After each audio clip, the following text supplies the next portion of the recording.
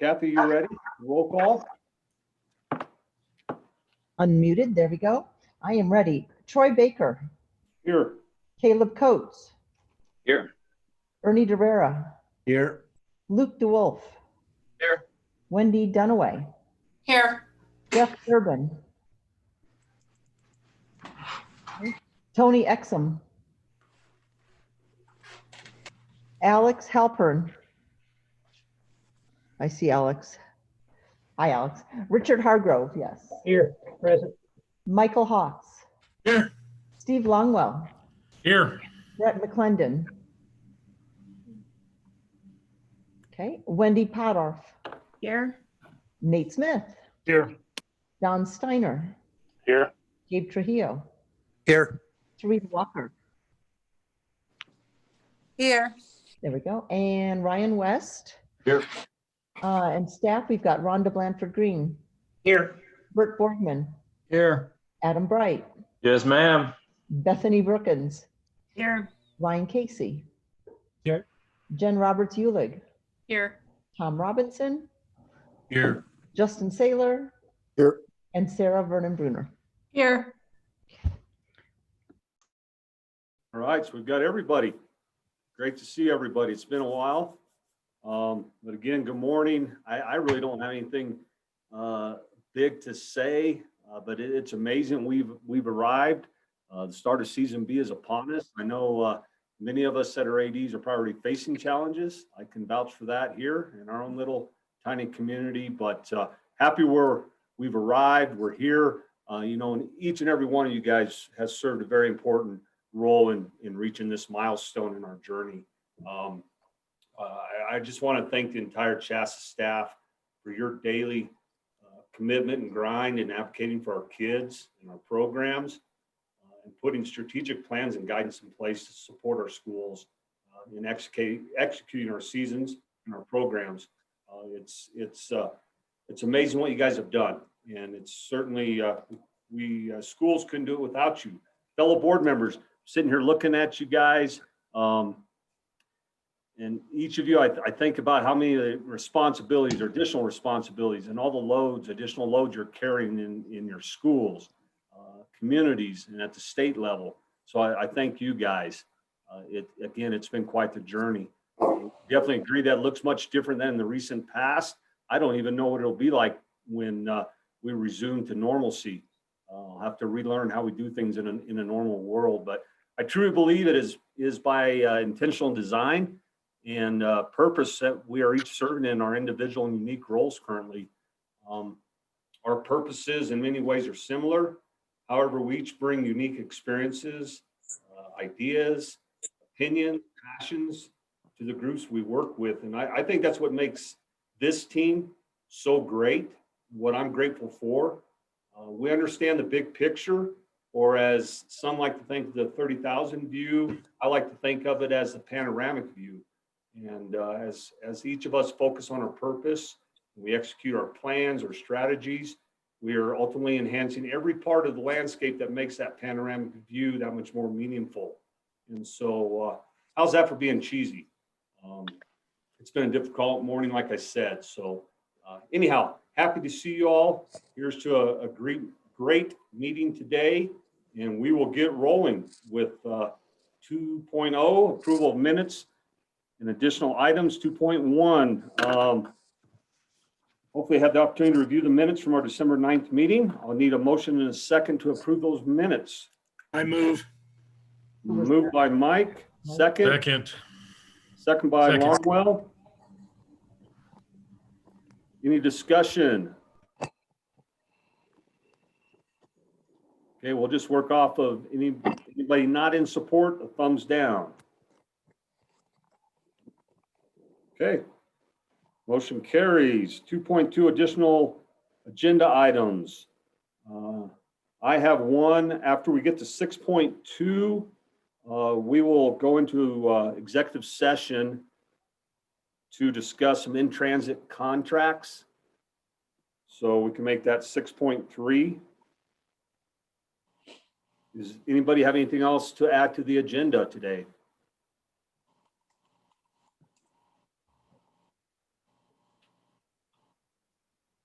Okay. Move on, 3.0. My report basically was in my welcome. So again, just thank you to everybody. We are forging ahead. 4.0 restrictions and probations. 4.1 in your packet. There was a fair number on there. This is an action item, so we will need a motion and a second to remove these coaches or programs from probation. So moved. Second. Moved by Mike, and the second was Don. Don. Thanks, Don. Any discussion?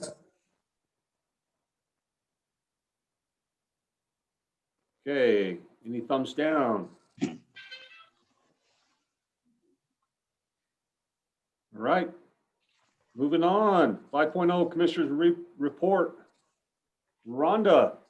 Okay, just thank you all for being here. And I know it seems weird, but Happy New Year. Our staff is looking forward to 2021 and what we think the good things. We think that the worst is behind us and we're moving forward. And I think you saw the poet laureate yesterday say about being the light and moving the light forward. And I think that's where we are. Lots of positives in the future getting to June 26th. So welcome back to 2021. Today, we will be submitting all Season C variances to CDPHE. I told them I'd give them a break after the last couple weeks with wrestling and the mask controversies they've had to deal with. So those will be submitted today. And we will set a date for some decisions to be made, but I think we're through the worst and through the sports that probably would cause us the most controversy in being implemented at the local level. So they've been very, very responsive. And I think it's important to say when a relationship has taken a turn for the better. And I think that is going on currently with the state officials in the governor's office, as well as CDPHE in collaborative messaging and more consistent messaging.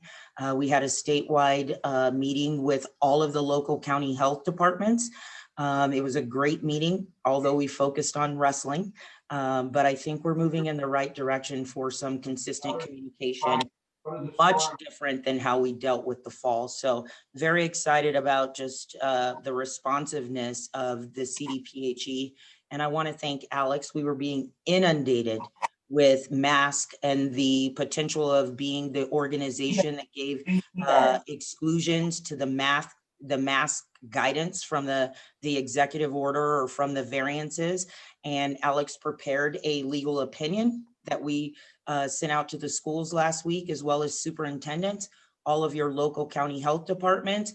And Bert and I have seen probably a 90% de-escalation of anybody asking us to make concessions on the mask. So it wasn't about shifting the decision-making. It was about making sure the people who put the executive order in place to have a mask mandate, that they dealt with all of the exclusions or the exceptions that were coming from the public. So they were happy to accept that, and they appreciated Alex's legal opinion that went out to the schools. So that's it for variances. We'll get those out today, setting a deadline, and we will communicate with the membership and the board once we receive the final decision on how those will be implemented. Electronic platform, I would like to ask that we defer this conversation to the executive session because it is going to be a contract that's in transit, and we're talking about the financial pieces of that. And I would like to share that specifically with the board before it becomes public. Okay, so we'll just add that under 6.3 when we go into executive session. Okay, on the reimbursement pause, Sarah and I had the opportunity to review all of our fall sports. Probably 95% of those that hosted an event for CHSAA in the first two rounds were deficit in their overall reimbursements, their financials at the end of the day.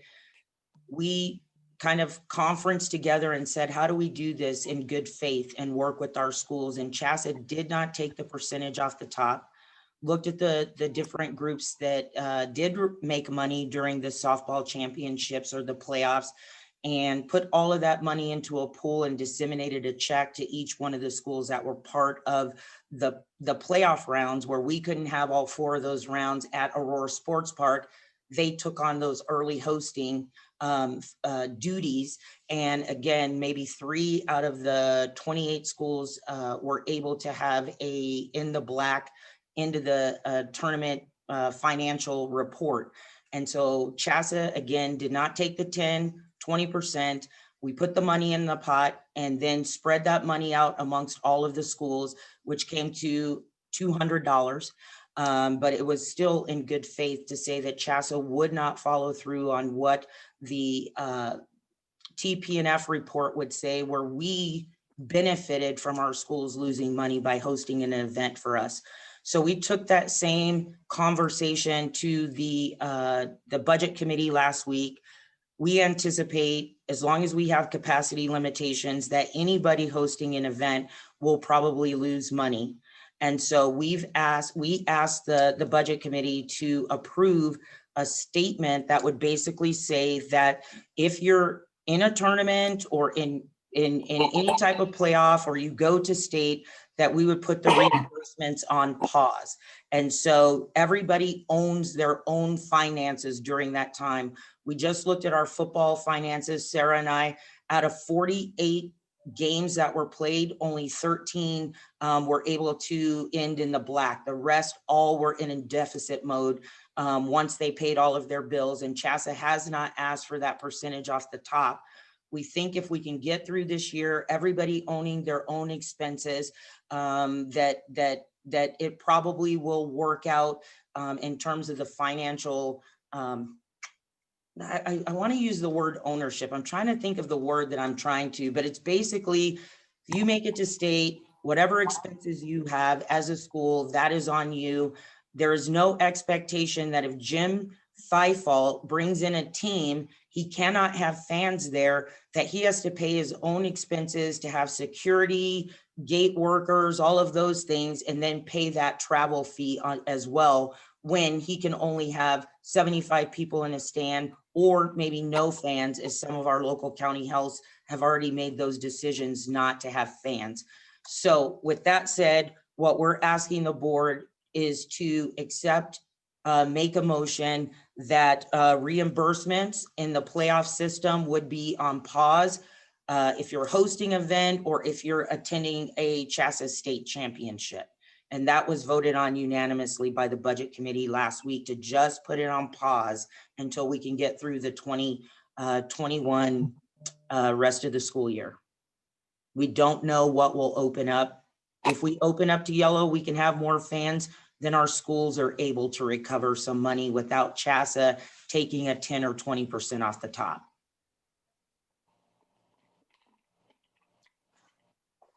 Any just. We'll need a motion and a second to approve 2021 reimbursement pause. No motion. I'll second. I got Durbin for the second. Who motioned? West did. Okay, thanks, Ryan. Any further discussion? I know that for small schools especially, and we can look at basketball. Say, Richard down there in the far corners of the state, if he has to travel to Quebec on a Tuesday night, and that can't be worked at geographically, that could be a very big expense for some of the smaller classification schools that, may have to travel on a Tuesday, Thursday going into regionals or something like that this year. So The thing that I would say is, where is Quebec going to get the money to pay you? If they can't charge, if they have no fans and they are under their local county health, they're going to have to go in their operating budget to pay your travel expenses. So that's where I'm at. If we knew that we could have a pot of money as we have in the past, that would be a no-brainer. But Jim Thiefel paid a $400 fee to CHSAA to host a round, and I'm not sure which school came to his site, but they lost about $900 out of their operating budget. They weren't able to have fans in Jefferson County, and they paid out of pocket for someone else's travel expenses. So even though that's out of the pocket of Springfield, DeBeck is paying you out of their day-to-day operational budget because they can't have fans. So that's what I'm saying. If we all own our own, we go into that knowing, because the financial records from this fall, as well as football, shows that none of our schools are making money off of hosting rounds of championships. So I'm wondering then, I guess I agree with you, but to Don's point, so if we're looking at championships are not wrapping up like for the rest of the school year, what, June 28th, I think. I mean, if we're talking, we have that many months between now and then, if we do have counties that move back into orange, yellow, perhaps even green, I mean, we'll see how vaccine rollout and all that stuff goes. If we do start getting fans then, and schools are making money because they're pulling money at the gate, then like in that sense, I would say in that scenario, Richard should receive a reimbursement for our bylaws. So should we perhaps visit this season by season so we can kind of see how things progress? And then, I mean, I think it's pretty safe to say that season B, this is probably very fair and most appropriate, but I don't know if we can really project season D quite yet. Exactly. And I think Sarah and I'm sorry, Caleb, if I didn't say that, because that was one of the things that came up from the budget committee is if we said 2021, everybody has the expectation that that would not happen, but all of a sudden season D, we get yellow or we're able to open up. The board of directors has the ability to say, okay, now we're in season C and we're able to open this up. If you host and you make money, then we follow through with the TP&F form. So it would be the budget committee, it would be the board of directors looking at those data points and saying, yeah, I think we can open this up. And if you're able to make money, you should be able to distribute that amongst the schools or schools within that group. Absolutely. CDPHE just doesn't envision we go from, capacity limitations here to everything's okay. So we wanted to protect our schools. This isn't about the state association. We're going to be able to negotiate however we need to negotiate. It's really about protecting our schools, and Jim Thifault and many of the people on the budget committee trying to find a way to potentially not have our schools pay out of pocket because they're hosting an event. So Rhonda, and maybe I missed this, with this request, are the seating committees then going to look at doing things more geographical then for our playoff picture so that we don't have somebody traveling 7 hours across state if they're going to have to foot their own bill for the entirety of the thing?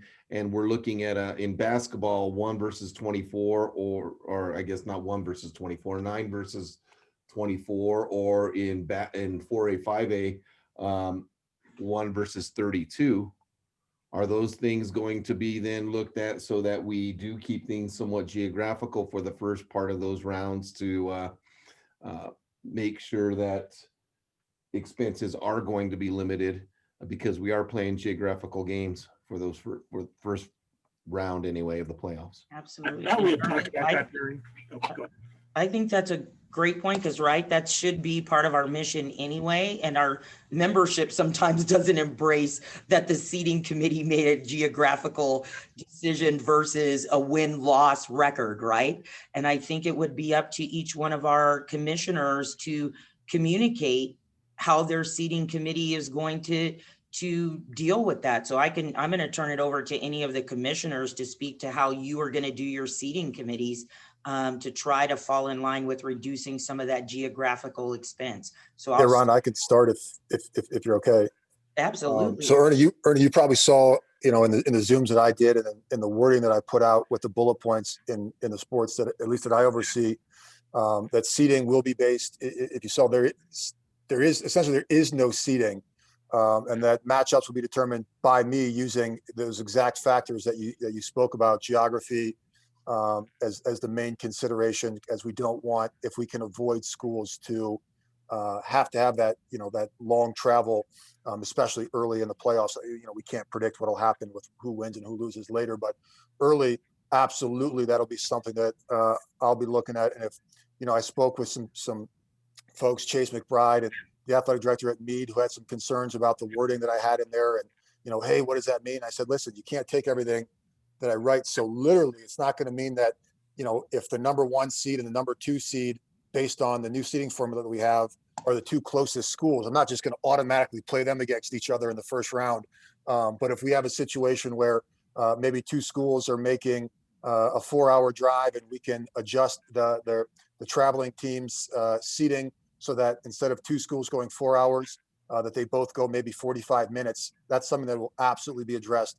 And I'll make those changes as necessary to ensure that we have the least amount of travel for schools early on in the tournament, and the least amount, they're put out the least as far as having to make overnight accommodations, et cetera, with the postseason. So that'll 100% be addressed: soccer, swimming, lacrosse, field hockey, et cetera. Bernie. And Bert, you probably are the one that most people are thinking about. Well, yeah, and the basketball committee has always put in a statement that basically allows for, and particularly for those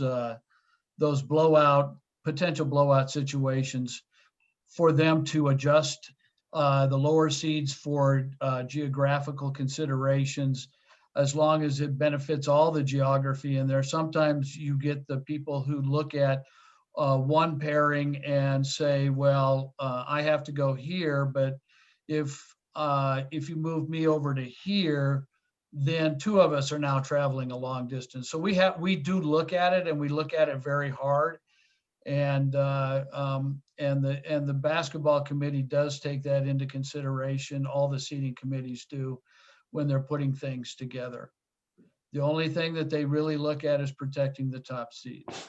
Michael's on the basketball, or was on the basketball committee. He knows our process pretty well. Yep.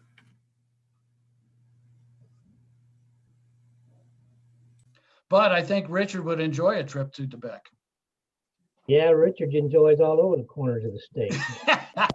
Just, Rhonda, I agree with you doing that, but to tell you an argument you're going to get is, I've been losing upwards of $1,000, $1,200 hosting first round football games for years. And I always said, well, that was just the price of being able to host that first round, So I agree with what we're doing, and I think it probably needs to be done, especially now. But there may be some people that are saying, well, that was always, has happened before. So they're getting to host, and then it's costing me more money, Right.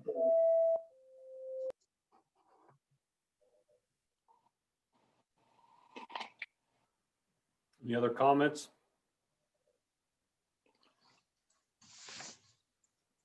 All right, so we've got motion and a second. Anybody opposed? Thumbs down.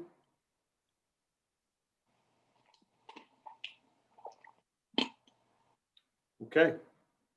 So we're moving forward with it, the understanding that if things were to totally open up, that we would revisit, correct, Rhonda? Correct. And Sarah and I will put together the wording and communicate that at the roundtable. Okay, thank you. All right, moving on, 5.4, important date, Rhonda. Really, truly just a few. We'll have our roundtable on 1/26. We've forwarded all the packet information. We will have a few revisions to the agenda. Ryan will send out the revisions and the logistics for participating in the meeting on Monday morning prior to the meeting.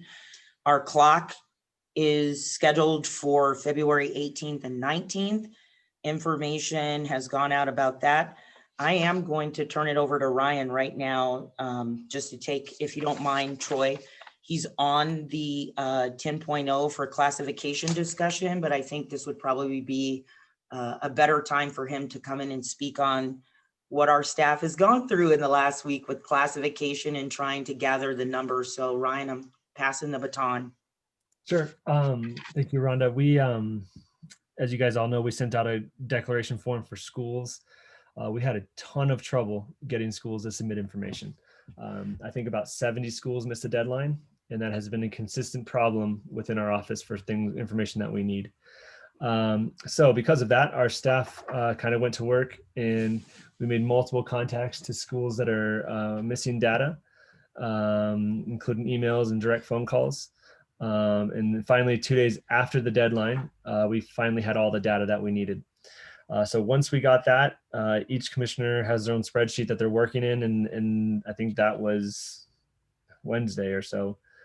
Days are blurring, but in any case, they've been working on that for the last week and a half, and we hope to have everything done by Friday, tomorrow. And then on Monday, we're going to send schools their initial classification placement along with roundtable information. But it's been an intensive process. Staff are working together, comparing notes.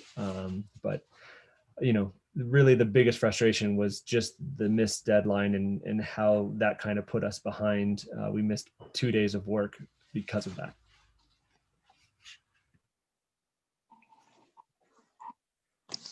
Thanks. Anyone have any questions on classification? Or we will, well, not we, because I'm not involved in that presentation at the roundtable, but the staff will individually go through their different sports, how they came to the conclusion of what schools would be classified in each one of the categories, and then the deadline for any kind of appeals. I think that's on 3/12. So it will give our give us enough time to be prepared for, sorry, it's on 2/12. For any appeals to the clock committee, and all of those appeals will be set up virtually for 2/19. So any questions on that? We will have in-depth discussion, and we think that that will be the bulk of the roundtable once we get through the other agenda items. And then the last one is 3/17, because you are involved in this.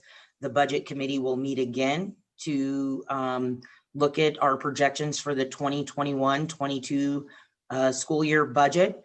They will approve, they will revise, and then we will bring that to the board of directors, because per our revisions to the bylaws, you are the final say on what the budget will look like for the following school year, for the following competitive year. So budget committee will meet one more time. We will have that as part of our legislative council, and then you guys will be the final decision makers on how we'll move forward in 2021 or 21-22. All right, that's it for me on that. Do you want me to just transition into the financial report? Sounds good. All right. As you can see, and I say this every time I come, that we're still in the black. So barely, but we're there. Somehow we, fingers crossed, we continue to make some internal changes that help us to stay in the black. As I told Sarah, there's only so much we can cut, and then we start to decrease the service and what we're trying to do as a state association. But we'll talk a little bit about a savior coming into play again. We just pushed the button. We are in the round to be one of the first organizations to get to be looked at for the next round of PPP. We have a great relationship with the director of the bank, and he's already aligned us. So the portal opens yesterday, Sarah? Yeah. The portal opened yesterday, and we've already pushed the button to have CHSAA be reviewed for the next round of PPP. We're looking at somewhere close to about $330,000 if we are approved. We did a better job this time of scrutinizing what we were asking for in our loan. The first time that it came out, right, nobody really knew, and everybody just put their name in for how much they could get. But I really got nervous, Sarah will tell you, about a month ago when I thought we were going to be responsible for some of the items that we listed that maybe we couldn't cover ourselves for. And we were able to get out of that mess with the help of Sarah and our banker. But this time we're going to be very conservative in what we ask for. And it's really to cover expenses for salaries, which will offset the losses that we've had for football and potentially some of our spring sports. So fingers are crossed that we will be approved for the PPP, but we're feeling very optimistic in that area. There's not really a lot to go through in the December budget, so I'm not going to go through line items. I'm going to ask if there are any questions from the board of directors. Not a lot has changed. We haven't had a lot of revenue streams come in. We're just really truly trying to manage any outflow of expenses as a staff, as well as we concluded our fall season. And that's reflected in this report. So if there aren't any questions, I'm not going to go through line items. Rhonda, I do have one question on one line item, and it's actually one of the very top ones. I'm just curious. We show that we've made $110,000 in courtesy cards this year to date. Am I reading that right? Let me go. Yes. So Sarah, we're actually allowing people to buy courtesy cards right now? Those were all sold, by September, prior to when things were escalating. In a lot of schools, knew at the time spectator limitations were changing, but they still wanted to buy them. So, our sales have pretty much stopped because of the limitations since probably September, October. We actually that stopped is where we are. them. We stopped producing them pretty much unless it was a member school. I sent out a commissioner's update saying that we would not offer those cards except through our member schools. So we shut down all middle school sales. We shut down any VIP additional sales. So the only ones that are being put out now are by the request of our membership. And those are just to get them in for additional capacities or charges. So yes, that was prior to September. We didn't know that we were going to have the shutdown at the local levels that we would. So we did business as usual. Okay. So on the side there, did schools get their normal principal AD, I think the AD assistant, did those go out? Because I didn't get mine here at Severance. I think there was maybe some confusion this year because even if you were getting complimentary cards, you still had to fill out the order form, and because I think that's different from the past. And so we've had a lot of questions about people thinking they would just get automatically sent, but this year we were saying you still need to fill out the form. So maybe that's why. So we can follow up with you, Ernie, to make sure you get them, and anybody else as well. Thank you.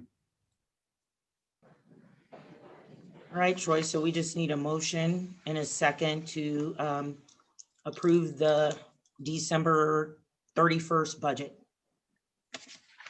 I'll make that motion, Troy. And to Rhonda, I just want to say kudos to you for going out to that second round of that PPP loan. I think that's awesome.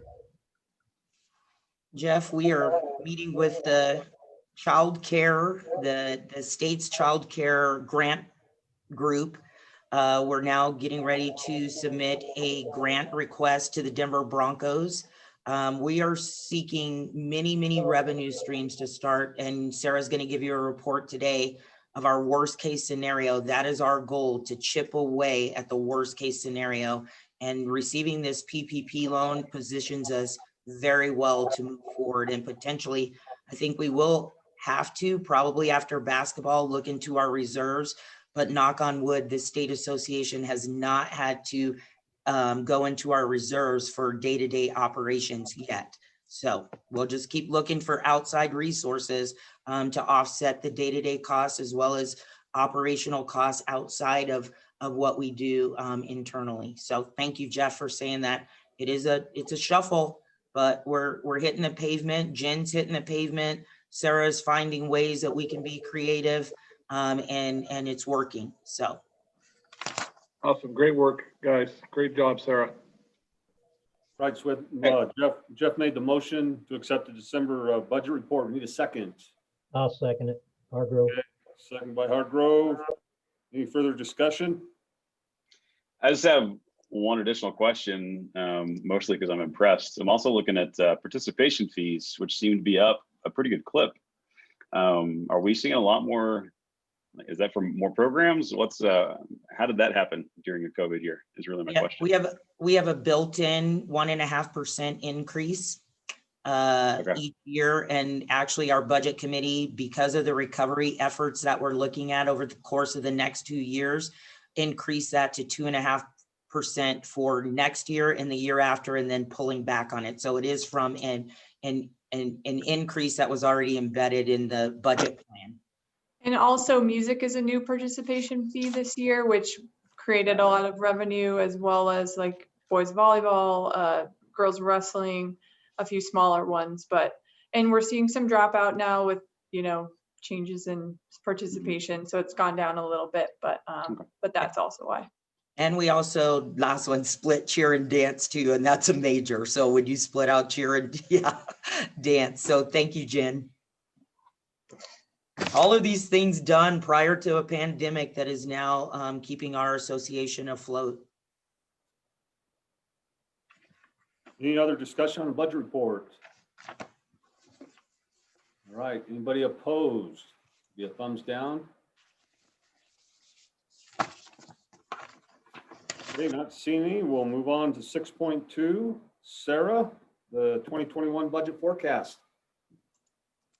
All right, so I'm going to share my screen too. This was in your board packet as well.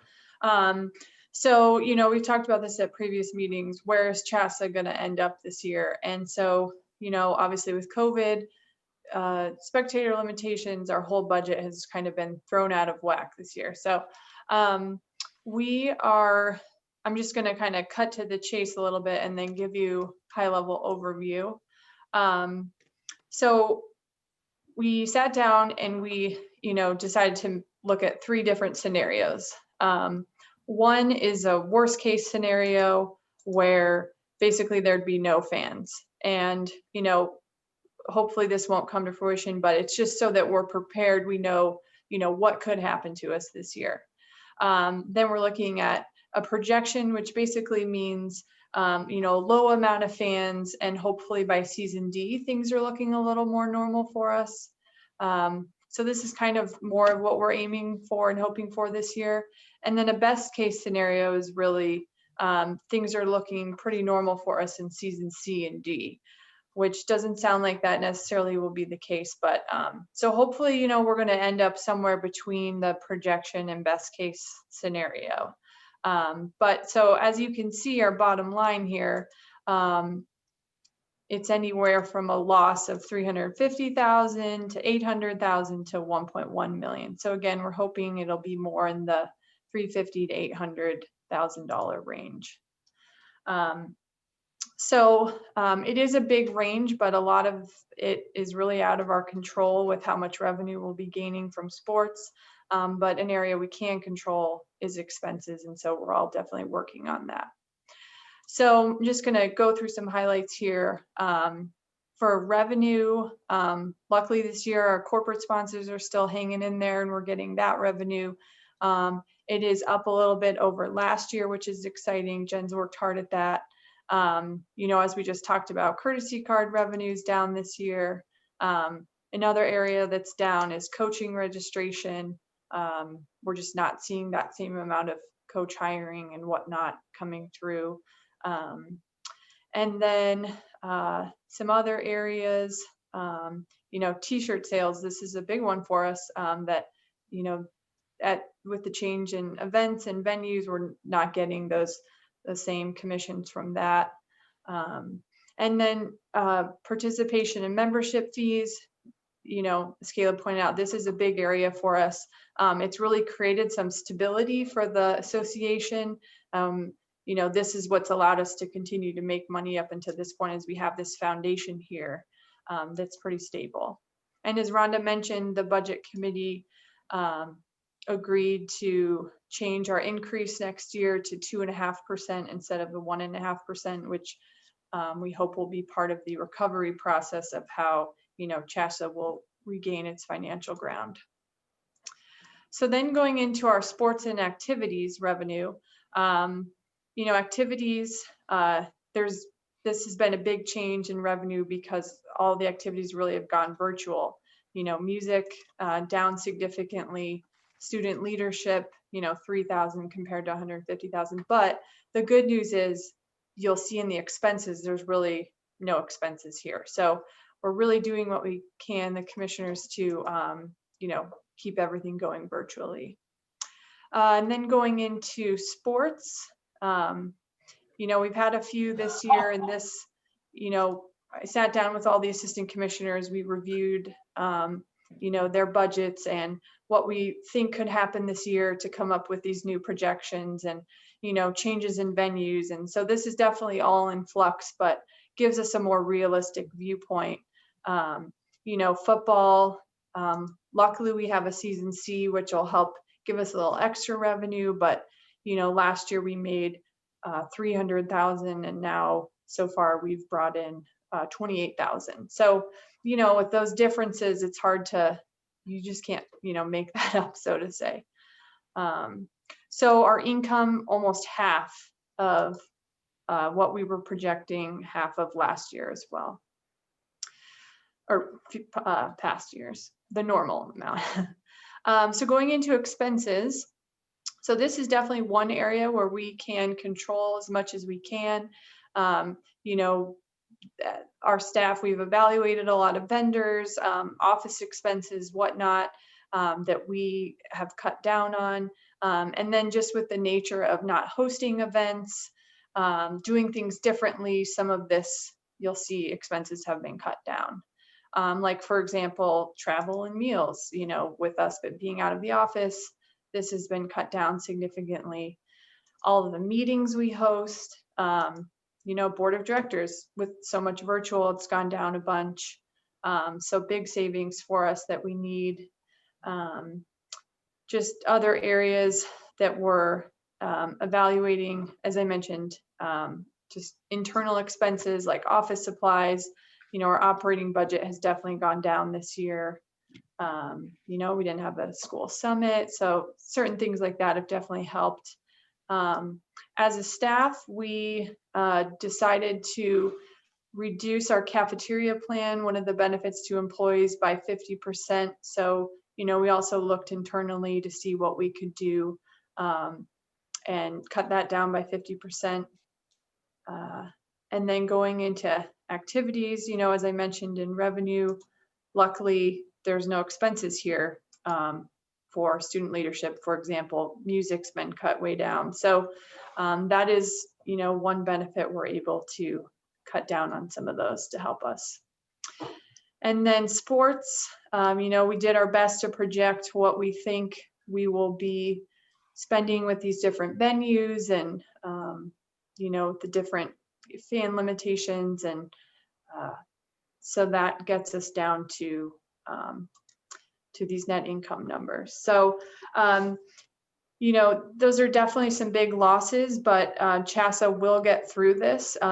Luckily, we have, because of past years of really strong fiscal management on behalf of the association, we have a lot of reserves that will get us through this. And we're probably going to start dipping into those next month. And then, as Rhonda mentioned, the PPP2 will help us. We're doing everything we can to get additional grant money. So CHSAA will definitely get through this. We just have to, use some money of ours to get through it. So, are there any questions or anything else? I know that's kind of a high level overview, but any questions anybody has? Sarah, can you explain a little bit? I don't work with school finance enough, especially around the COVID stuff. What does the PPP2 loan cover, and are we expecting to, are we planning to pay that back? I guess I know that there's some question as to whether that can be waived or not, but can you explain a little bit more around that? Yeah, and so we call it a loan, but really we're hoping it ends up being a grant, essentially, in that it's all forgiven. We actually submitted our forgiveness for our first PPP, and that was forgiven by our bank. Now we're waiting on the final review by the SBA. Small Business Administration, the government. So we're hopeful that'll get forgiven. So we don't have to pay any of that back. So the principles are really the same for the PPP2. There's a few different stipulations, but essentially we are taking our payroll times 2.5, and that's the maximum amount that you can submit. And in your payroll, you're allowed to include, there's certain requirements of what's included in that. And then we hope that it'll be forgiven by the government and we won't have to pay any of it back, just like what we're seeing with our first PPP. Right. So hopefully. Ernie, one of the things in this second round is we're being more conservative because there were some red flags around our first submission that they had not identified, and we were just basically given the direction, oh, go ahead and ask for this amount of money for this and it'll be forgiven. So we feel very confident, Sarah and I have already covered those areas, that even if the parameters change by the federal government, we are only asking for the minimal level to cover our salaries, our insurance, and one other category.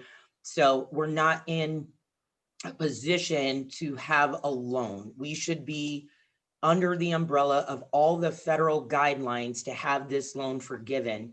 And we've talked through that with our banker because we don't want to be in the position where we were sweating bullets about 2 months ago about how do we provide documentation on these areas that didn't pertain to CHSAA. We don't have a mortgage. We don't have other areas that were in that loan. So we feel very confident with this one that it will be a more simplified process to justify why we're accepting this PPP grant loan and being able to justify and having it forgiven 100%.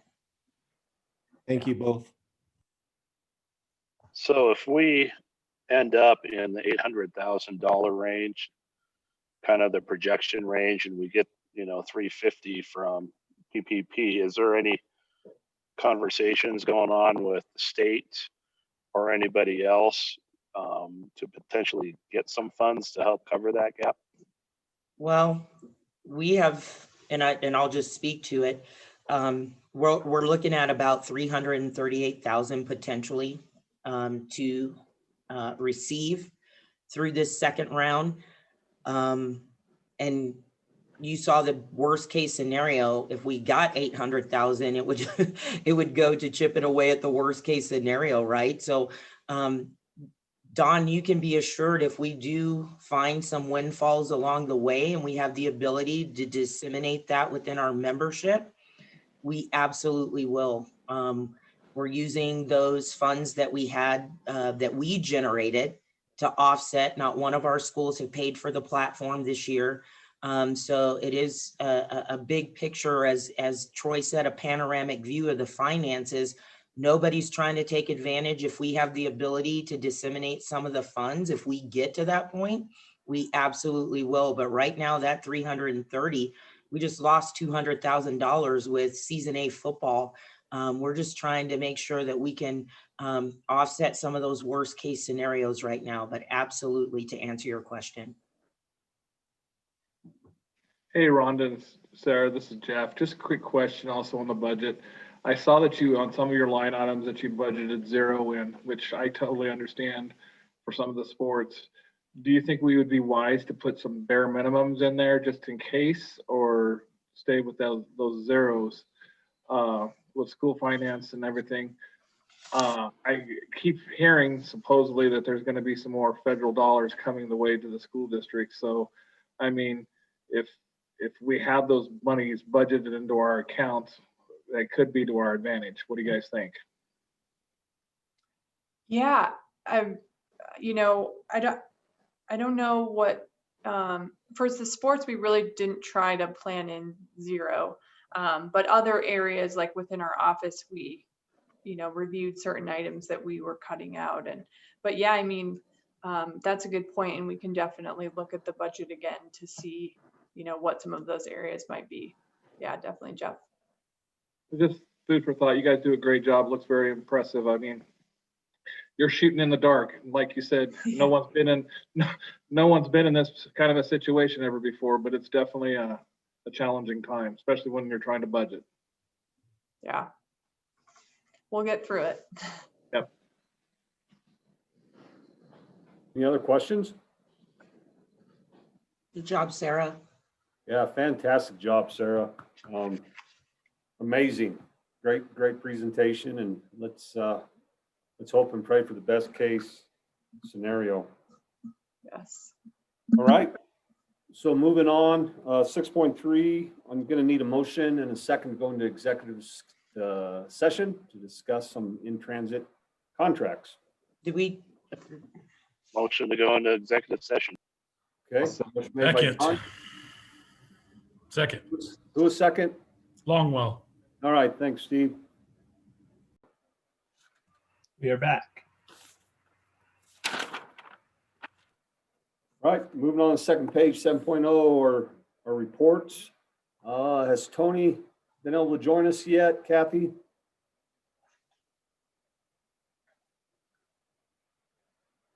I'm going to go. I'll go ahead and go with Ryan's question there about a 10-minute break. You guys up for that? Give me some thumbs up. Okay, we'll do a quick 10-minute break. We'll be back here around 1:10 shortly thereafter, okay? Lockdown or closing businesses and things like that. And the courts are pretty clear that if there's any kind of a reasonable basis, medically related basis for that sort of decision, it's enforceable. We now have the question about, okay, well, what about making exceptions? And that's complicated for us because the rule itself comes from medically and public health related basis that we don't really have, we're not going to try to override that. So there's discussions about, well, what about kids who may have a medical condition that could be aggravated by the wearing of a mask, and that there's no CDPHE doesn't make, it doesn't make exceptions for that. That's not built into their health considerations. And of course, for other participants, the fact that one kid has asthma doesn't help them. In terms of saying, well, okay, if you have asthma, you don't have to wear a mask. It doesn't help the other participants who are, potentially thereby exposed.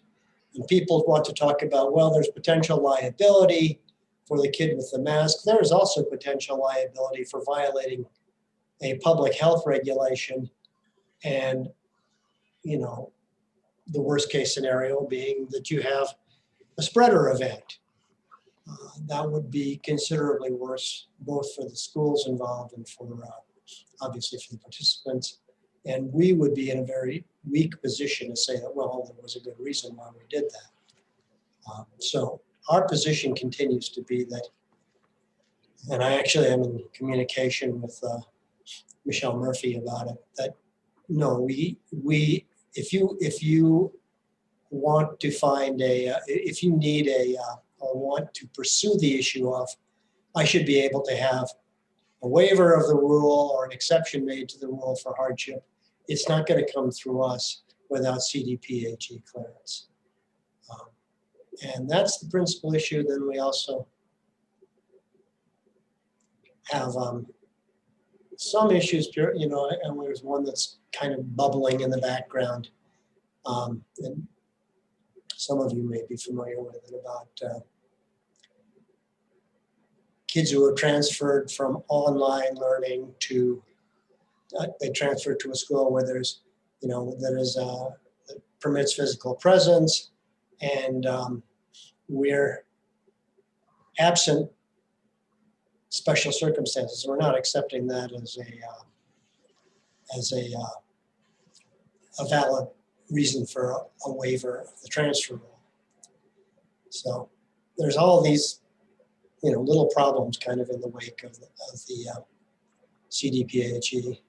The famous Harris case, all I can tell you is the federal district courts have now said that they're not doing any trials through the month of February, and our trial is scheduled in April. So I can't tell you if that's going to happen or not, or maybe we'll all be dead by the time it happens. Trey Harris is going to outlive my membership on the board. Exactly. Me and Tarita and Hargrove, all three of us, we've got to see him come in and we get to see it go out. Yeah, you'll just be spectators. Bert, by the time it goes to trial, he'll probably be living in Europe. Right.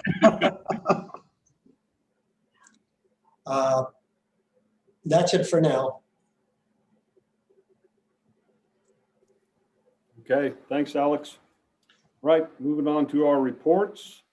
Again, I guess I should have been doing this during our potty break. Has Tony been able to join us, Kathy? I don't know if I've seen him. Whoops, I have not seen him, and I did shoot out an email, so I will continue to monitor.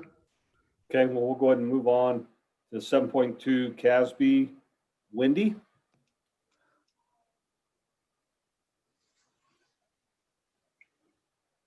Okay, finally got unmuted. We had a really good Zoom meeting with the CASB legislative council members and the new representatives and stuff, and that turned out really well. And Rhonda was there, and Sherry Wrench, the director of CASB. And so we came to a conclusion that we would meet in January with any new CASB board legislative council members, just to get them up to speed on what their responsibilities are and that kind of thing. And if they have any questions or anything like that. And then also CASB offered to get any kind of communication out from CHSAA through their connections and their stuff to help get CHSAA's message out, and to see if they could help with any of that kind of stuff. So Rhonda will get with me on that, and we'll work on that. And then also my local CDPHE person commends Rhonda for all that she's done through all of this. And she said she didn't want to have your job, Rhonda. That what you have to go through is awful, and sometimes, and very rewarding sometimes. And she said that she thinks you do a really good job. So, and that's pretty much all I have.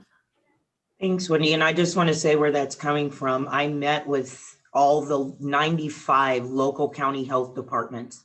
Yes. To cover our variances, and that did not happen this fall. And I think that was a major issue in the inconsistencies in the communication. And I asked for that meeting to happen. CDPHE brought it together. So it was a great meeting, and please send that back. But just wanted to give the board context. It wasn't random where someone said, oh, Rhonda's doing a great job. We had some expectations across the state for how we needed to communicate with each other, because our schools were the recipients of this inconsistency that caused a lot of issues this spring. So we're starting off season B in a better position than we were in September. So thank you, Wendy. Yes. All right, thanks, Wendy.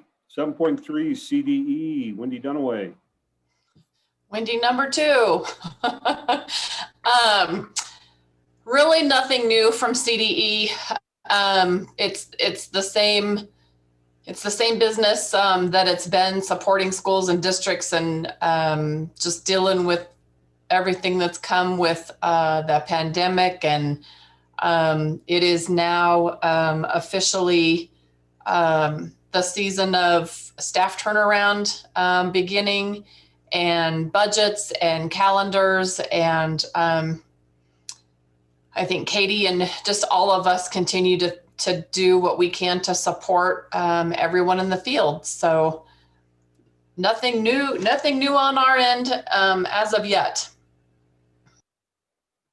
Okay, thank you, Wendy. 7.4, Kata, Nate Nerney.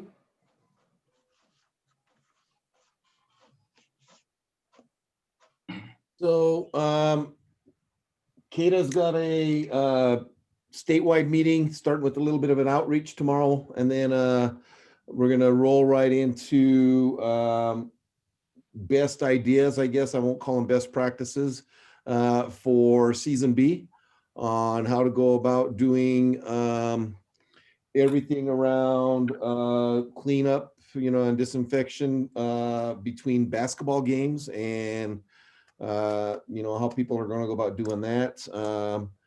Fans, if you have spectators, how are you going about doing those things? Separate entrances for everybody involved, things of that nature.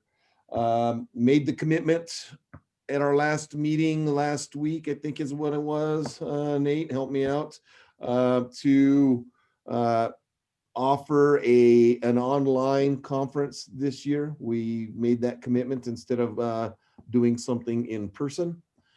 We just need to figure out what that looks like now.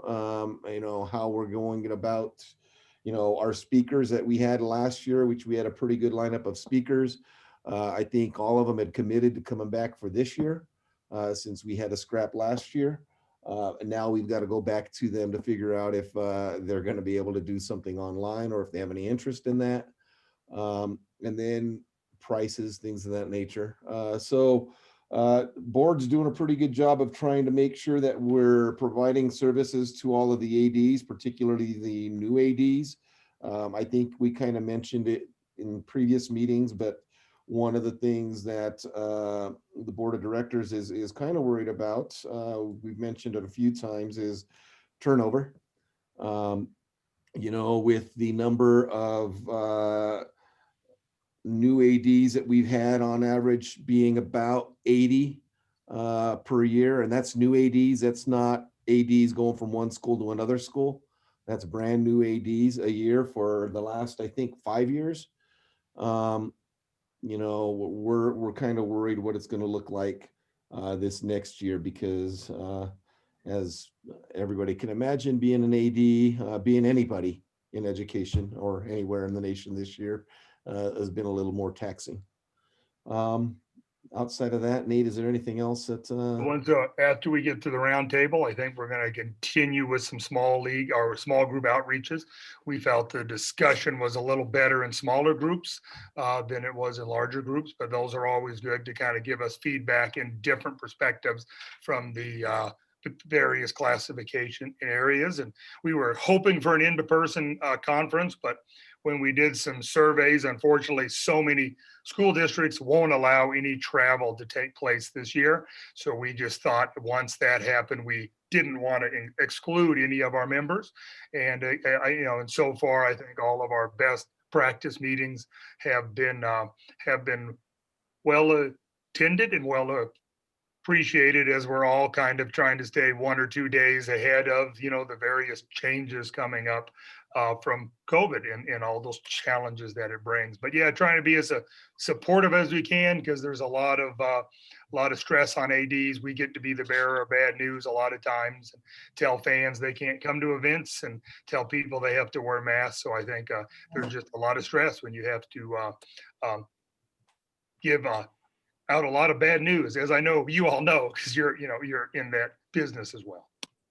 Ernie, Ernie, can I piggyback on, you kind of talked a little bit about the turnover. Can you just kind of give us a heads up? Obviously, we tried to start a pretty intensive mentorship program last year prior to the pandemic. Can you just kind of talk where Kate has been this year with that mentorship and supporting new ADs and that type of thing? Yeah, so each of the member of board of directors has a group of ADs that we have assigned to us for mentoring. And I guess I'm not sure that we're all taking the same approach. Everybody's reached out, and some of the new ADs, I guess, are more open to mentorship from CHSAA board members for varying reasons. Some of the new ADs aren't really new ADs. They might be an AD that's coming here from another state, but they're new to us, so they don't need as much. Others are getting mentorship and mentoring from people within their school district or within their league. So we reach out and we're just saying, hey, we're here. I reach out with a lot of information. I think Larry Bull says that he actually has a monthly meeting with people that he invites, and they get on and they talk about different things. But so we do have some of that going on. Craig Denny's actually done a pretty good job of making sure that our new ADs are covered. Absolutely. And that is a way to try to help us out. But I think our focus, we talked about next year, trying to really eliminate the people that have that district support, right? Because I have like 5 of my people and, 3 of them I don't ever hear from, 2 of them I talk to quite a bit. So trying to figure out who has that district support, who has that league support, who has that, if you're a Jeffco, right, you probably have enough people to reach out to, but really trying to make sure we're focusing on the people that don't have that support and we can support them if, standalone Sure. district, smaller schools that might need more of the support. And I agree. Sometimes I just worry that the support they get from district may cover most, if not all, but there's still some pieces that CADA can really, expand on. So I just knew that there was some work. I know Craig Dennings worked hard on that. And, I know it's been a game back and forth. If they haven't reached out they don't, like the new ADs don't follow back up. And I'm sure there's some overwhelmingness. So I think we'll just continue, but I think definitely the push is there. And I think that's important for CADA from what I'm understanding. So I think having a safe person you can get. We also want to thank you for all you do to help support those new ADs as well. The partnership with CHSAA there has been a tremendous asset for us. I do know that, some of the ADs that I talk to, they just feel overwhelmed right now. And I've had a couple of them tell me that one more meeting is just one more meeting too much. And so I get that aspect as well. Because, I had a conversation today with one of my league ADs who's actually been around a little bit longer than I have as an AD. And we were both talking about how we feel like rookie ADs right now and feel so behind this year because of all the things that we've done. I mean, when you think about, I think we're on our 8th iteration of basketball schedules for us because we just had some teams that aren't going to have JV or C because their numbers weren't where they thought they would be because parents don't want their kids playing in a mask or don't want them playing during COVID or what have you.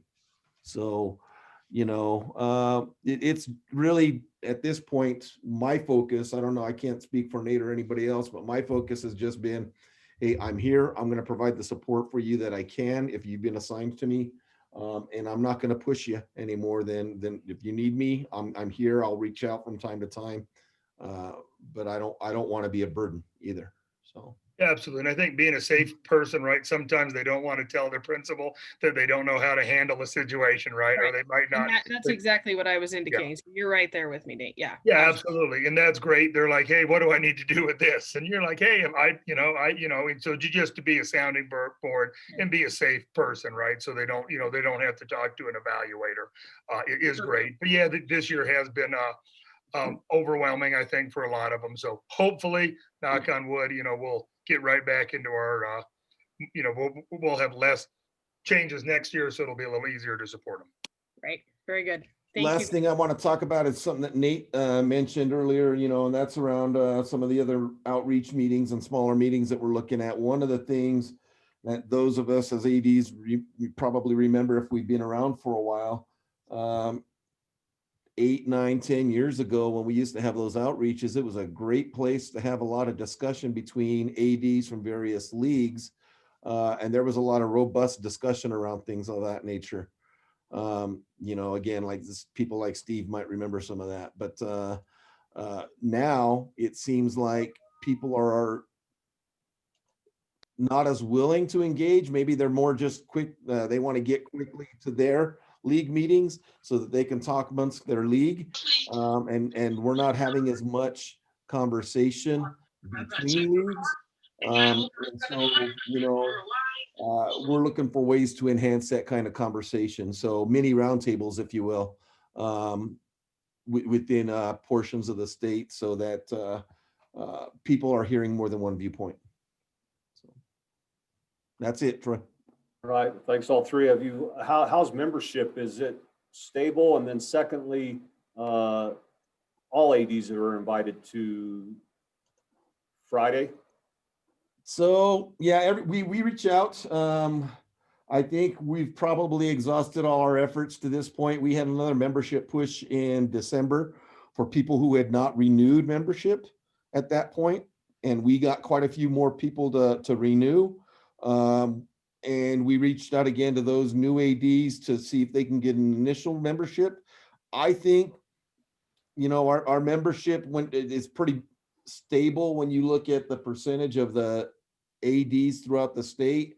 Where we're struggling this year is corporate membership, our corporate partners. We don't have as many of those going on, and I mean it's understandable. I mean, given our circumstances. Okay, thank you. Right, I see where Mr. Exum has joined us. Tony, you mind jumping in and giving us a legislative report, please?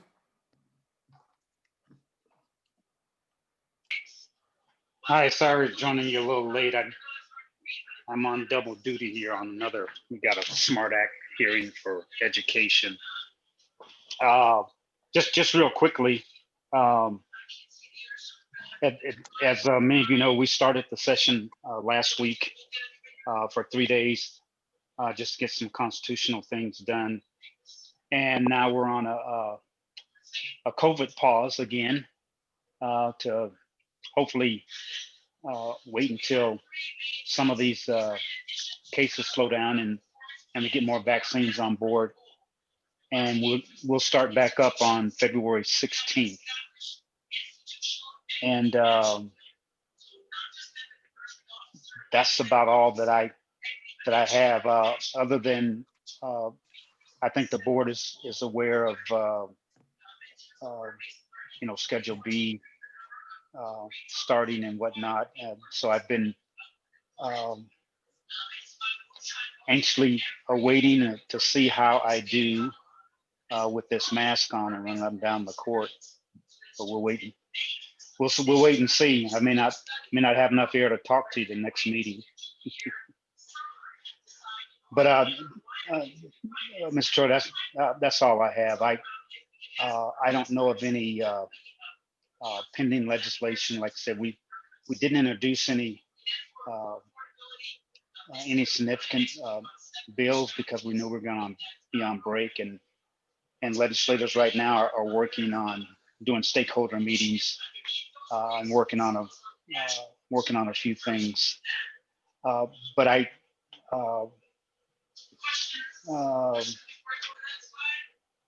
believe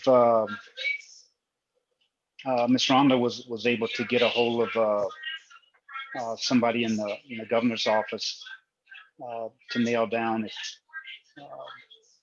qualifications for possible stimulus funding. And I'm sure she'll probably give you an update on that. But that's all I have, brother. Okay, Tony, well, good luck with the officiating with the mask. We'll make sure that Luke and I keep you out of our high country, because that'd be an added challenge. So absolutely. Thank you. Thank you, sir. 7.5 case, Mr. Durbin. Well, hello, everybody. Hey, just want to give you a quick update. First of all, I want to say a shout out to Wendy Dunaway's backdrop. I love the ocean view there, the beach view. Wish I was there today. With that being said, Rhonda, I really want to say thank you for going online with Michelle Murphy and also a lot of the school administrators from around the state talking about the mask, and also turning that over to Dr. Early. I will tell you that I've received numerous people have reached out to me and said, hey, we understand that this now is not a CHSAA mandate, that this is a CPH mandate, and that they have a whole different view. And I finally say, well, it's about time you reached the dots and got it figured out. I was told politely by a few of the superintendents that he made it crystal clear that they're not backing off on this mandate. It is a mandate, and it will be enforced and expected of schools that are participating in basketball. So I have actually had a lot less phone calls, emails, and Facebook things posted that mass basketball is starting, and that is no longer being drummed up as a bad thing. So I appreciate the staunchness as well as the directness from Dr. Early and then Rhonda, you making that happen and also being available to talk to superintendents. So very kudos to you on that.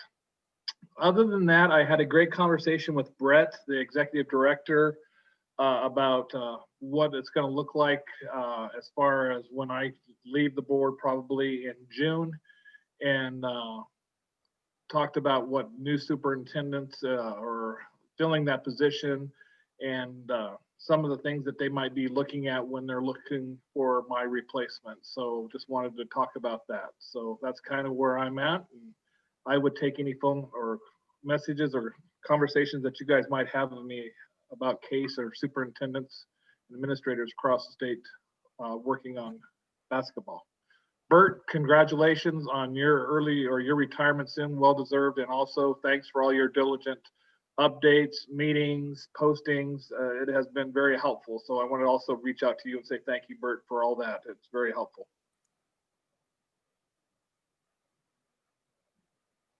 Okay, thanks, Mr. Durbin. All right, 7.6, Colorado Association of Secondary School Principals, Mr. West. All right, don't have a ton to update on as our board hasn't met since the last time we got together in December. We're meeting next week, actually. Just a couple quick things. The winter case conference, I think I might have said this last time, but it's been moved back a month till March 9th through the 11th. Plans are still in place to do a hybrid sort of model where some of it's in person and people will be able to join virtually, but that's all pending where we're at status wise in Adams County and the city of Westminster at that time. Other than that, just, talking about, and I think this is something that's important to CHSAA and some of the work that CHSAA has been doing around their platform with mental health. And I know I've had this discussion with some of the principals that I've been talking to that are on our CASP board, but, our school is one where we've been fortunate to bring all of our high school kids back all day, every day, 5 days a week for all their classes. And I know that there's not a lot of other, especially larger schools that are in that situation right now. They're still in hybrid or they're still in some sort of remote learning.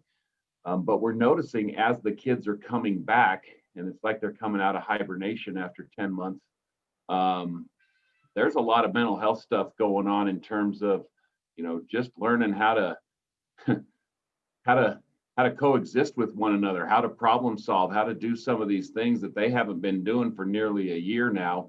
And we've already seen, an uptick in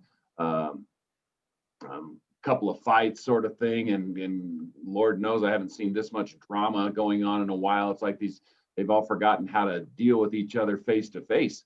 And so I think the time is more important now than ever to continue to do whatever we can in our individual buildings to lead the push to make sure that we're reaching out and looking after the mental health needs of our kids, our student athletes, everybody that's involved, but that we kind of continue to spread that word. And I'd encourage CHSAA to continue down the road of prioritizing this part of the platform and doing what we can to support schools in that respect, because as more and more of schools come back to in-person, as hopefully some of the bigger districts will figure out that they need to get their kids back in the buildings and how they can do that safely. But as we get more and more kids back in the buildings, this is going to be a pressing need going forward, not just for athletes, but for all students. So I applaud the work that CHSAA has done around the mental health platform and urge everybody to continue to do that.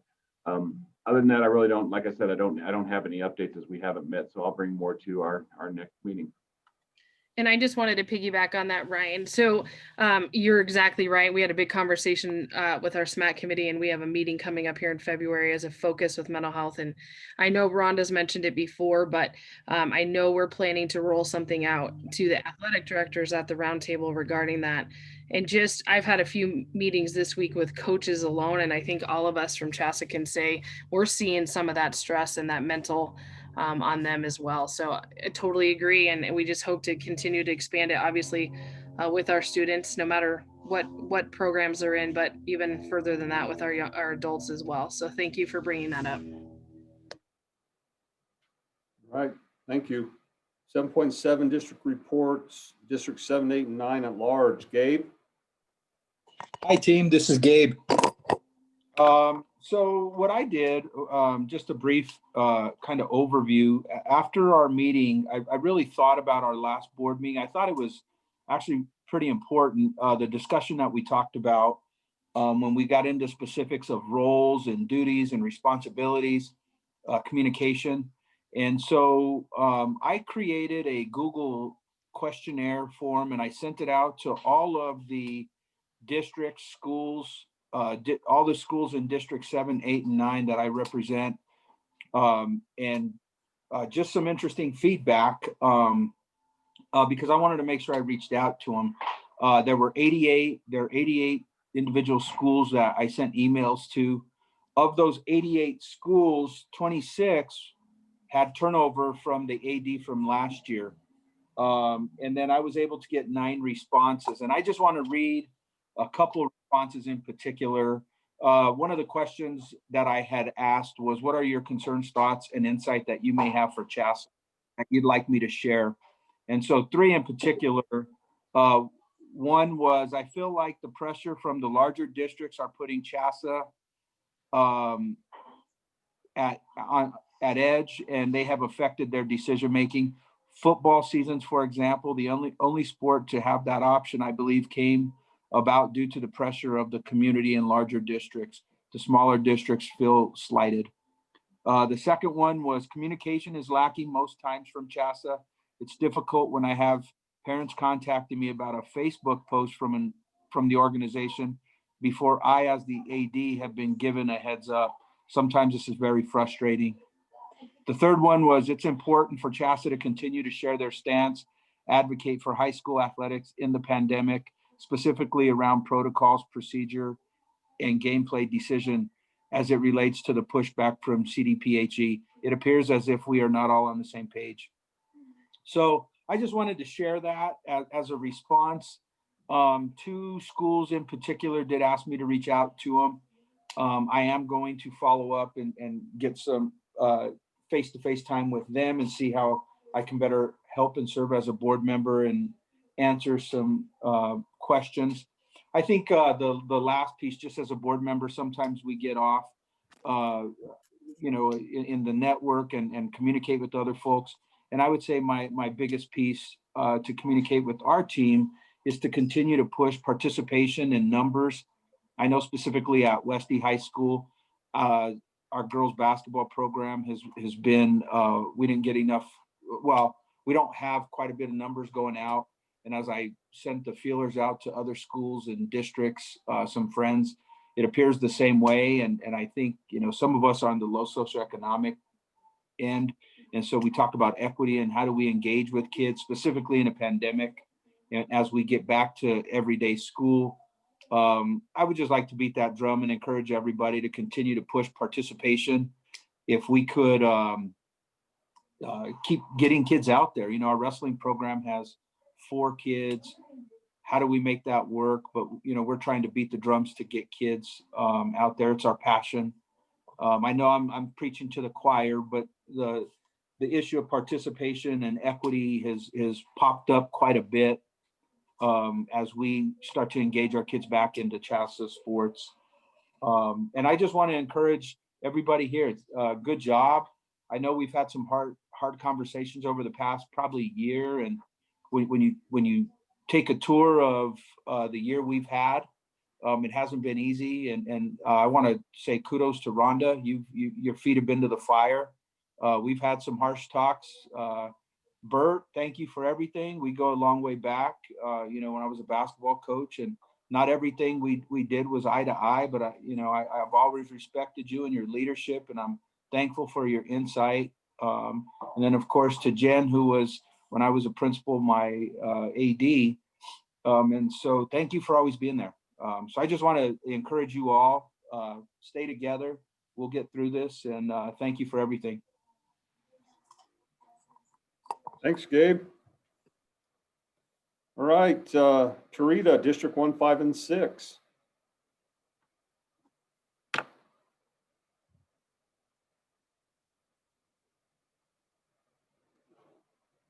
You with us, Tarita?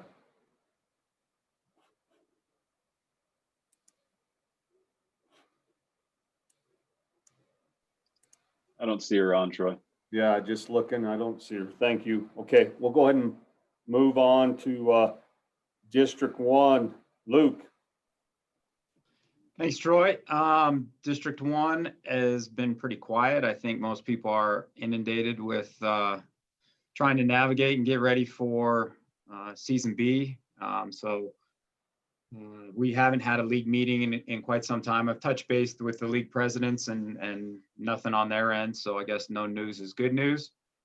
On a more personal note, I am coaching JV boys basketball this year. And to be around kids, to see them be able to start to play and be involved and get that connection back to our school and kind of see the outcome of all the work that I think that CHSAA staff has put in, especially the board, has just been awesome. So just to see that all come together and kind of be face to face with those kids has been a lot of fun. So that's it, District 1. Hey, Luke, I suggest you get a striped shirt too. And put it up in your closet just in case. Oh, I got one. I got one. All right. Then who does your eval, Luke? Your coaching eval. The head coach. But he was my assistant when I was the head coach, so it's all good. It's pretty incestual up here. Well, good news. All right, District 2, Ernie. Once again, I want to congratulate Bert on his coming retirement and thank him again for all he's done for the association. He's probably filled pretty much every job you probably can as far as sports at CHSAA, and always done the media. So thank you, Bert. Talking to my leagues, they all appreciate the meetings. Sorry. The meetings that the commissioners, assistant commissioners are doing for the sports. That information has come in handy as they try to move forward and do things to get the season started off.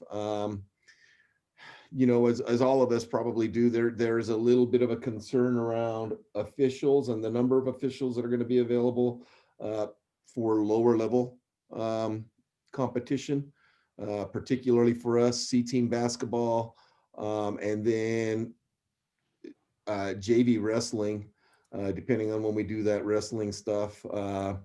And quite frankly, we're struggling as a league to try to find enough competitions to get our JV kids number of matches that we can feel good about. So, but that's a statewide thing. So, do want to let the board know that I did have a school administrator from a different part of the state that I don't represent reach out to me. So I did send that particular person to their board rep. So hopefully that person reached out and I failed to follow up with that. So I might reach out to that particular board rep afterwards to see if that happened. I know Adam kind of addressed it yesterday in his email, but before that happened, I had a little bit of frustration from a couple of leagues that a vendor was sending out information around postseason stuff. And the frustration being, kind of what goes back to what Gabe was talking about before, that the perception is that there's, more communication with people outside of the member schools than there is within the member schools. So take that for what it is. I know Adam addressed it and it wasn't supposed to be that way. So outside of that, I think people are just excited to get started with sports again. We know it's going to be a long 5 months now that we're into season B. But that's the work that we do and we're excited for our kids. So That's about it. Okay, thank you, Ernie. Right on Ernie, the if that administrator was up in the mountain area, I did visit with him as well as the one that's in your league. So I think we've addressed their concerns, but yeah, if they have any more, send them my way. I'd be glad to talk to them. right, District 3, Mr. Longwell. I think that administrator is from my district that we're talking about. I can pretty much guarantee that. And so I did have a conversation with that administrator. I'm just going to be blunt. His basic concern was he felt there's a lack of leadership from the CHSAA office, from the CHSAA commissioner. And it is what it is. Everybody's going to have their own opinion. I tried to assure the gentleman that, we're, as a board of directors, as the CHSAA office, as the CHSAA commissioner, we're trying to advocate for kids and do what's best for all kids across the state. And so we'll just say it is what it is. Can we know that administrator's name just as we move forward? Or are we keeping that we don't want to say who it is? It's also taped right now, just as an FYI. Just remember that we're recording. Okay. And I don't care even if we're recording, I just would be curious to know, because if someone has an issue with our office, right, or commissioners, I think Ernie was alluding to some outside conversations, I would love to be able, and we can talk offline, Steve, that maybe the three of us can go on a phone conversation with this administrator. That's how we've been working pretty much because there's a lot of miscommunication out there. And I'd love to get on a call with that administrator. I think it's worked for us in the past and recently in the future. So I'd love to do that. Okay, we can do that. I don't care if you know the name. And we can get Adam on as well. It's Chris Sally and Rob Ring, and I've had conversations with both of them, if that's the one that Ernie was referring to. But they told me they didn't care. They wanted to have a conversation with me, and I had that conversation. So it's all good. Yep. And I got an email from Rob Ring this week, but I'd love to talk to Chris Sally. Rob reached out to our staff, but if there's something going on with wrestling, I'd love to bring Adam in and let's have open, transparent conversations around what people are feeling through this. I think that's so incredibly important right now. They also called me at my workplace too. Yeah, I knew. We'll just be open then. It was John Keir from Ray. And I know he was going to reach out to Wendy as well. So, but it's something we can work through. We can, I'm happy to be a part of that, Rhonda, or whatever. Absolutely. Absolutely. Thank you. But the big thing, a lot of you have already alluded to is just the day-to-day things that we're all doing with COVID. Above and beyond what our normal job description is, and that seems to be taking precedence, obvious reasons for that, and just the stress that administrators are feeling in the leagues within their schools. Just everybody's stressed out to the max, to the hilt, and I have a big concern, as like Ernie already alluded to, that I think we're going to be replacing a lot of administrators, a lot of athletic administrators by the time school starts next August.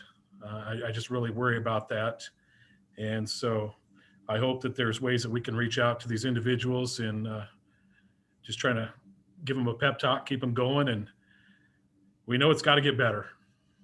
So one other thing that came up from the 3A area was just some of the stress they're feeling about the deadline for league affiliations by the clock meeting, not knowing exactly what those classification numbers are going to be. Obviously, they'll find out on Monday or Tuesday. And but just feeling that there's a short amount of time period, especially if we're looking at the possibility of adding classifications to certain sports, knowing what those leagues might be made up of. There's just a lot of stress around that deadline of February 12th. We talked about that as a staff. This happened last year as well with, I think, Long's Peak with that group, and then CS Metro. So if we have a school or leagues that need an extension, we've already set a precedent that we'd be able to do that, but the conversations need to begin before the clock committee, right? And then Right. once we have the clock committee, we can say, hey, we have a group based on what Adam and Bert have now said. They want 6 classifications in football and basketball. We're moving in that direction. Then we can give those leagues an opportunity and extend that time, but it has to be done before the legislative council meeting, because the legislative council has to approve the clock committee. Correct. Yeah. And I think that's important because just take basketball, for example. If we add a class in basketball, that's going to have a large impact on that 3A, 4A schools. And you're going to be looking at some different makeups of leagues in that area right there. So it'll be important to have a little bit of grace with those schools and those leagues trying to figure out what they're going to be doing. And yeah, we don't want to be in the same boat like we were last time as far as the Longs Peak and those leagues. So just wanted to bring that to everybody's attention. And then on a positive note, like Rhonda, you've already alluded to it a couple of times, the nice little email from Rob Ring. I was very pleasantly surprised with that email. Maybe people are starting to see the real picture now, so we can hope. But that's it on my end, Troy. Right. Troy, if you wouldn't mind, I had one more thing that I wanted to mention, and that's I've met with DADs in my league, and they actually, since they're DADs, they represent other leagues as well, including Michael's. 3 of the DADs in particular have asked several times that these meetings be live streamed. They'd like to be watching what's going on. So I know they're recorded. I got questions today about, hey, where can I find it? So, and I think I heard Ryan earlier say that he's working on some of that stuff, but I know that member schools in my area are looking to watch some of these as possible.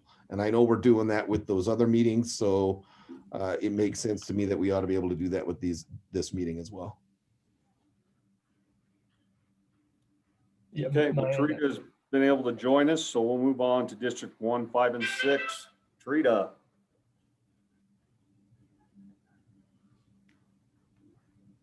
Just kidding. Thought you guys were going to think it was going to be crickets again. I am back. Sorry, I had to jump over to my school meeting. We are opening for the first time since March on Monday. So couldn't miss that meeting, but glad I could jump back in. Super quick. I don't want to add too much time. A lot of the conversation in the group from DPS, I know Mike and Luke usually give reports on their districts, and Caleb touches base with some people from DPS as well. But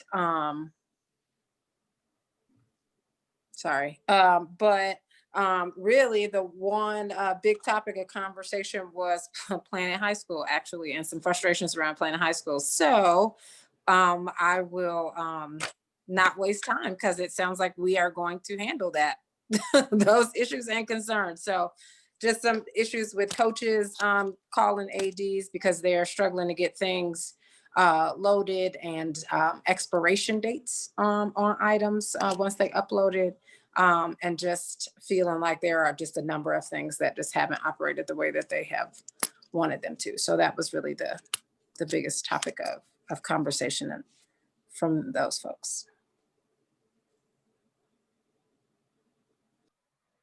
Okay, thanks, Trita. Good luck on Monday. All right, District 4, Nate. All righty. Haven't got a lot of feedback since our last meeting. I did, there was somebody that was going to reach out to you, but I believe Justin had some conversations about lacrosse and lacrosse scheduling, and having the ability to have increased freedom on scheduling games outside of your league for lacrosse. So I think there was a group talking, and and hopefully they have reached out to you, Justin, to have a conversation about that and get some feedback. Other than that, I think everybody's busily preparing for this season. Just kind of like Ernie said, I think everyone is hoping that there's no more scheduled changes just because of the sheer amount of man hours it takes every time we change schedules to change the games, change the officials, change transportation, and then reschedule non-leagues if leagues are having non-leagues. So I think we're getting to the point in the spring where we're almost at the point where ADs aren't going to be able to change schedules.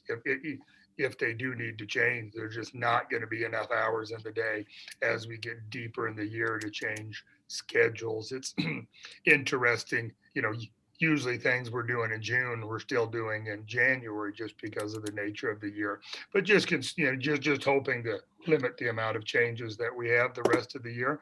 Other than that, I think everybody's very happy that we are able to participate, and we have had the ability to schedule games to start playing. It's great to get kids back in the gym. I know we're all excited to be able to, watch some practices, watch some games, and hopefully be back in the building with our kids, because that's what we all do for a living. So we very much enjoy when we're able to have games and have activities. So that's really all I have to report. And I don't think anybody from my district wants to live stream these meetings. So that's not an issue that we're having. I haven't got that feedback from my folks, but I do think it's a good idea. Thanks, Nate. Right, District 5, Mr. Coates. Yep. We're the three leagues of District 5, DPS, Metro League, and Confluence League. Metro has been in person to some degree since the fall, but I know DPS and Confluence League all trying to get back into the building still. Finally got kids back in gyms for the first time on January the 11th. So I've had some basketball, had some cheer, and it was almost a full week before I got my first COVID phone call. So that was great. So it's going to be a lot of touch and go. I think everybody's accepting that. There's a lot of, I would say, all three leagues are, they're making the most of the situation. They have a very reasonable perspective that every day is a gift. So coaches, kids, everybody, like nothing's guaranteed beyond today. So get out, play when you can, and hopefully that we get some good experiences out of that. I tell you who's doing a great job in my district are the officials assigners.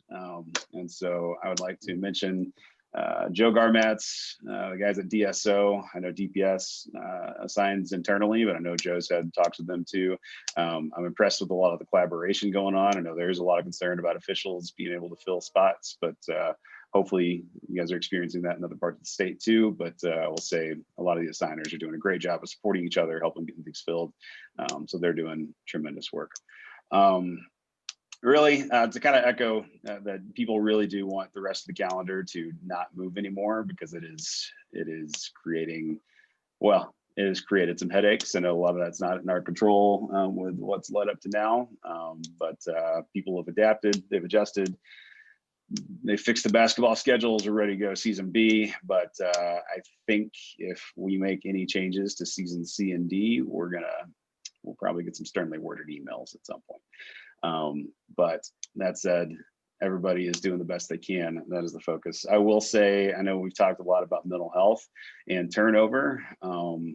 Just a personal plea of anything else. Like, we ask a lot of our teachers to try to, be aware of, address, and look for and support students. And that is a big toll on teachers and staff and coaches.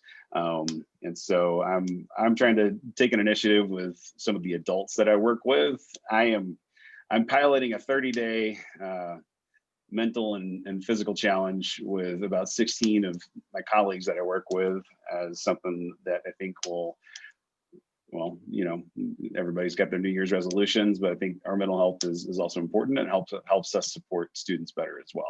So I've put together a little program. If anybody's interested, if you are also having concerns about just keeping your adults engaged and okay, and you'd like to see what I've built, feel free to reach out to me. I'm happy to share any of the resources I got. It's been met with pretty good response already from the adults, and we'll see how it progresses over the next 30 days. But definitely support your adults. I know that turnover is going to be high one way or another. It's going to be a tragedy if people leave their jobs because they feel inadequate at it. That's not fair to young COVID. Like, nobody is adequate right now. It's one thing if you just don't like it, that's a different story. But let's get the adults supported so they are able to continue supporting all of our students. And that is all from District 5. Great, Caleb. Thank you. All right, District 6, Michael.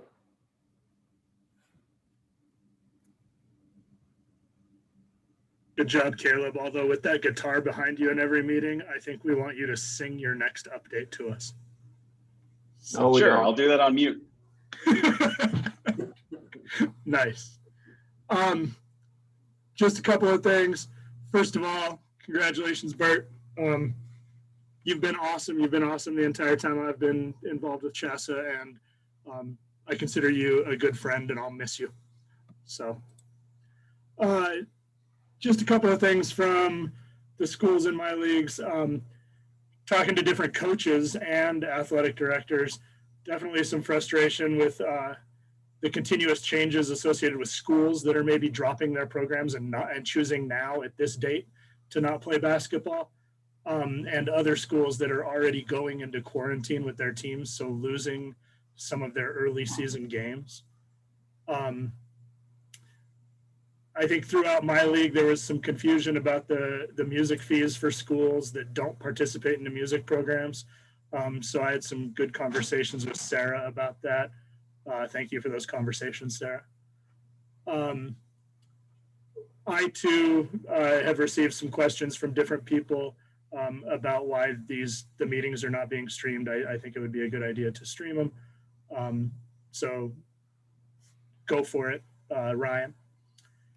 And some different frustration from some wrestling people, where people are people, and they kind of got their feelings hurt a little bit as they kind of looked at football and focused on, well, why does football get to do stuff and now wrestling is being scrutinized so hard? So kind of a feeling of inequity between the different sports communities that we represent. That exists out there. So that's all I have from District 6. Okay, thanks, Michael. District 7, Brett. Well, kind of a general theme, not a lot to report since our last meeting. I think most folks right now are kind of, what are we going to do with basketball and wrestling? We've already had, schools quarantining several kids, and so games getting dropped. Same thing with wrestling. I can just speak for Elizabeth.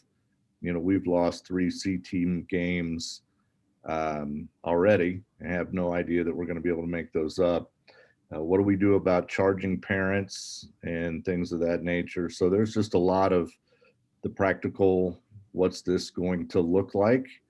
And people seem to have an open mind, but there's, again, a lot of concern about what's it all going to shake out like. And so that uncertainty, I think, continues to be a driver. So really, that's about it. Nothing else exciting going on down here. All right, thanks, Brett. District 8, Don. Similar here, not much going on. Everybody is actively and working a ton trying to get season B going. As far as frustrations, I'm probably hearing it more from coaches than I am from athletic directors. I think athletic directors have accepted the parameters we have, and people are trying to implement what they can. I know, for instance, in our league, we have schools that will not have visitors or visitors or home spectators. Other schools are limiting to home fans only. In some schools, a few schools are offering it to both in a limited capacity based on the 50 that we can have in El Paso County. So just a lot of trying to get stuff ready from ADs. A lot of people putting in a lot of hours trying to kick off, especially basketball coming up with the fans and stuff like that. So I do want to give a little shout out to Bert though too, because he's been a rock through this whole thing. Obviously, he's been a rock for years at CHSAA, and as many of you have said, I will never forget him. He's got a place in my heart. Thank you, Bert, for all you've done. I know you've had some pretty tough calls with people being frustrated about the mask, especially. But a lot of it is out of your control, right? They're shooting the messenger, so to say. So thanks for being a rock in basketball, getting the variances that we do have in order to just get on the court and play. My kids are loving it. Enjoy being together, enjoy being out there, as do the coaches. So that's about it from District 8. Okay, thanks, Dawn. District 9, Mr. Hargrove, surely you've got some stories. Oh, I got a few for you.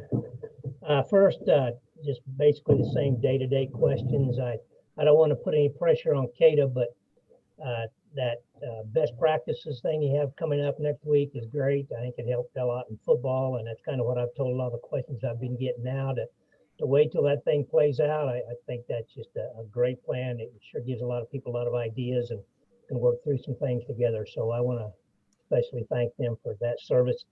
Little 6-man football for you, Adam. I think you've been contacted about them wanting to move their all-star game or something to right after or sometime in March or something. I don't know exactly. I think you kind of addressed it for them. I didn't, just wanted to make sure I'd told Mike Miller out of Shine Wells that I'd bring it up, and then I thought you were probably on it. He may have got back in touch with you. I'm not exactly sure where you're on that, but I think some people have been contacted. So I'm sure you've got some bylaw or something that will answer that for them or look into it. So it's been answered. The 3 different people that have asked with the same bylaw number. okay. All right. I thought you probably would. I didn't want to feed them any bad information, so I left it to you. So very good. And then I don't know on this one, Ron, I either missed the memo, I slept through something here, or I'm missing or misreading this, but I got a guy sent me last night a fact sheet from the Colorado High School Activities Association that was put out by CDPHE. I'm assuming it was put out when you guys met with everybody, and down about the 7th out of 10 bullets, there's a bullet that reads, when should practice or competitions be canceled? Play should be canceled when there is a potential outbreak or if in-person learning has changed to remote learning. I didn't have an answer. I told him I didn't know that was something that we had said, that if you're remote, you couldn't. And so I'm not exactly sure what I missed or what that means. Can you? Are you talking about, okay, 2 things. One is the governor's roadmap has that language embedded in it, and he shared that with superintendents. It has nothing to do with CHSAA. And so my clarification on my memo on Friday was, I don't have an opinion on this. You have any questions about whether you're in-person, hybrid, fully remote? You need to call the CDPHE to determine whether or not you can move forward with athletics and activities. But the governor's roadmap is very clear that local county health departments, if you have an outbreak, they can shut down sports if it impedes the ability to move forward with education. So again, staying in our lane, not interpreting CDPHE or the governor's language. No, I knew that probably where it had come from. The question was, what worried me just a little bit was because this guy called thinking, how come, again, we're back into that. They put us in there, we're back into the point where we're the ones that made that decision, that we had made that move to make that on our variances. And I told him, no, that was not coming from us. It was coming from somebody.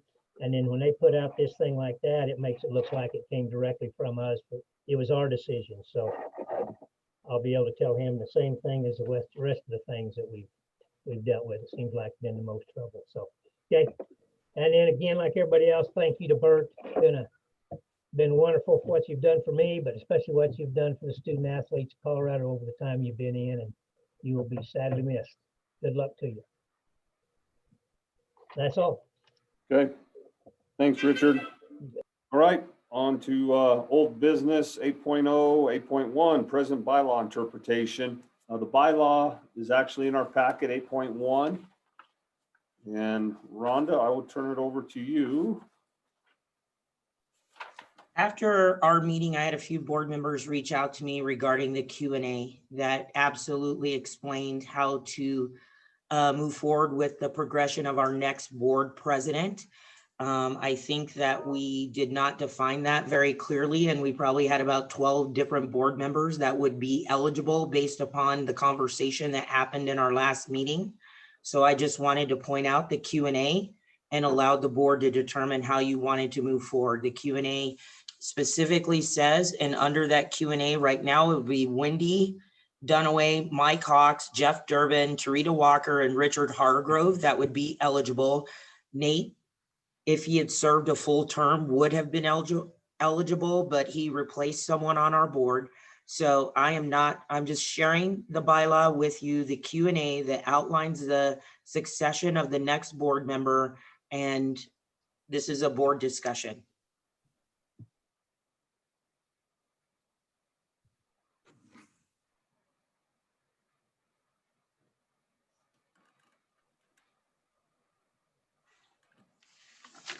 Any discussion around it? I think our confusion really was that had to complete 2 years. Which would basically be July, through July. Right, but it says, if you read that Q&A, the answer, it's not complete. It says can only be considered in the third or fourth year and must have completed 2 years to be eligible. So they would have had to start in their third, is what the board member pointed out to me. I think Bethany tried to point that out to the board in the last meeting as well. And Bethany, to your credit, you tried to point this out to us as a board, and we kept the conversation going and didn't take a pause at that point.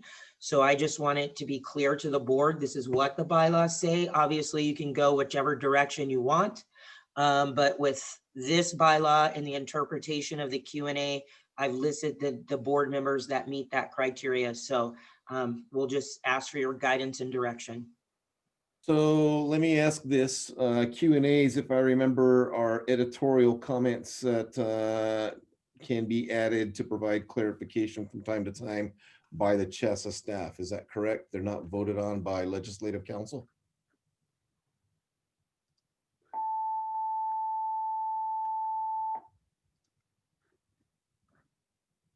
So that's a question. And I guess if the answer to that is that I'm correct in that, then in my mind, it's a discussion point because they're not voted on by LC. And if they're not voted on by LC, that's truly not a bylaw.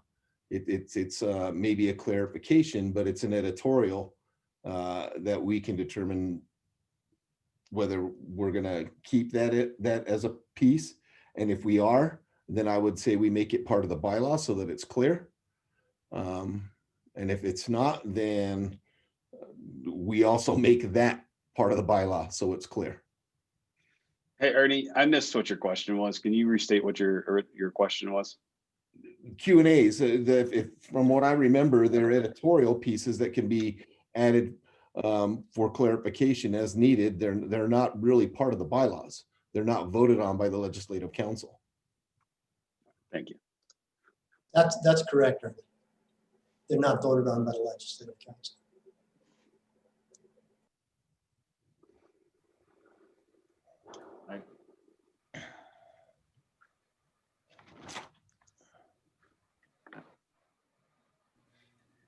I think in my understanding of bylaw or of Q&As when they're put in is to clarify the intent for the bylaw. So Ernie, I think you're certainly right that it just needs to be added as part of the bylaw that you have to complete those years.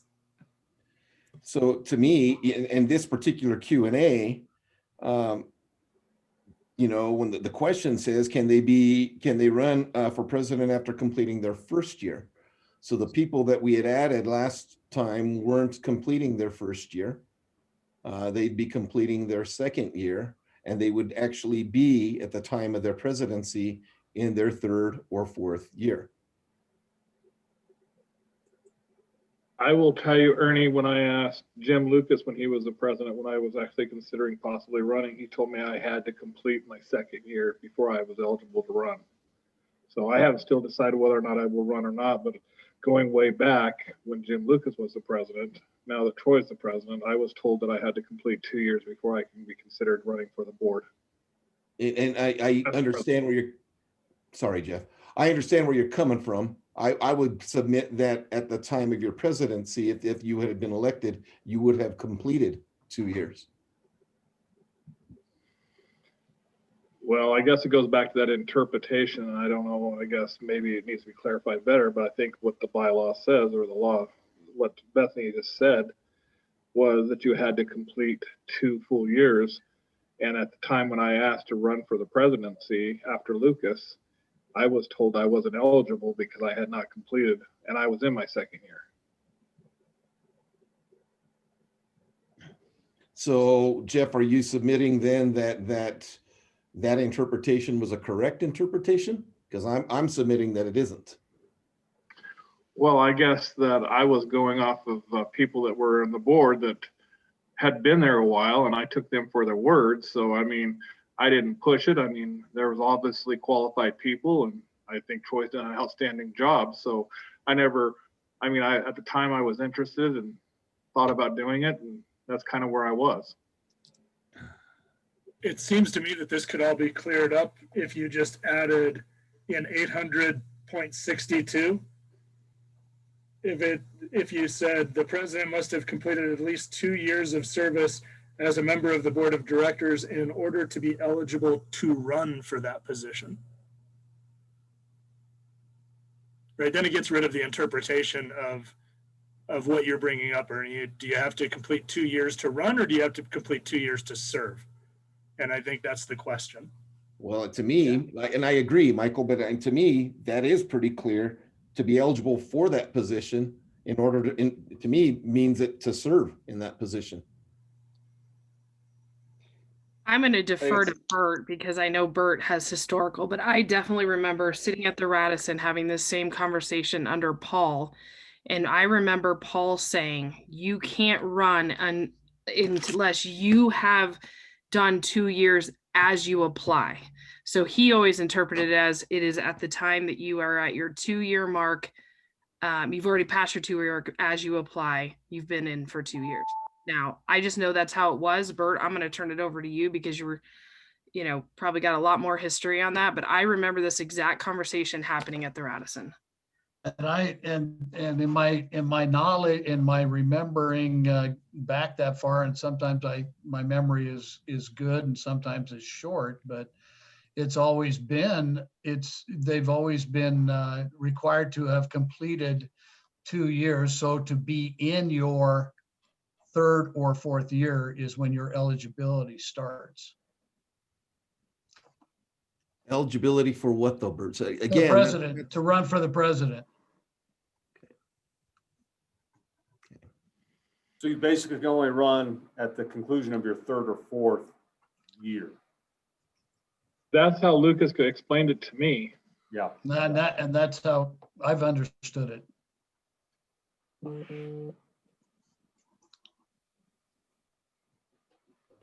Well, that's certainly a reasonable interpretation of 800.62 as written. Now, I can't dispute that Ernie's point is that there is another potential interpretation. That just doesn't seem to have been the one that's been followed or the one that was embedded in the Q&A. Now, it's also correct that the Q&A is not a bylaw. It's an interpretation of the bylaw. I think you would be diverging from the practice that's been in place for anybody's memory, which and I want to make it clear, I've got no dog in the race in here either way. I'm not eligible, and so I'm fine with that. I just want to make sure we're following bylaws as written and that our bylaws are clear. So what we decide as a 16-member board to move forward with, is fine. My suggestion would be that we not change a Q&A. As a matter of fact, I've never been a fan of Q&As.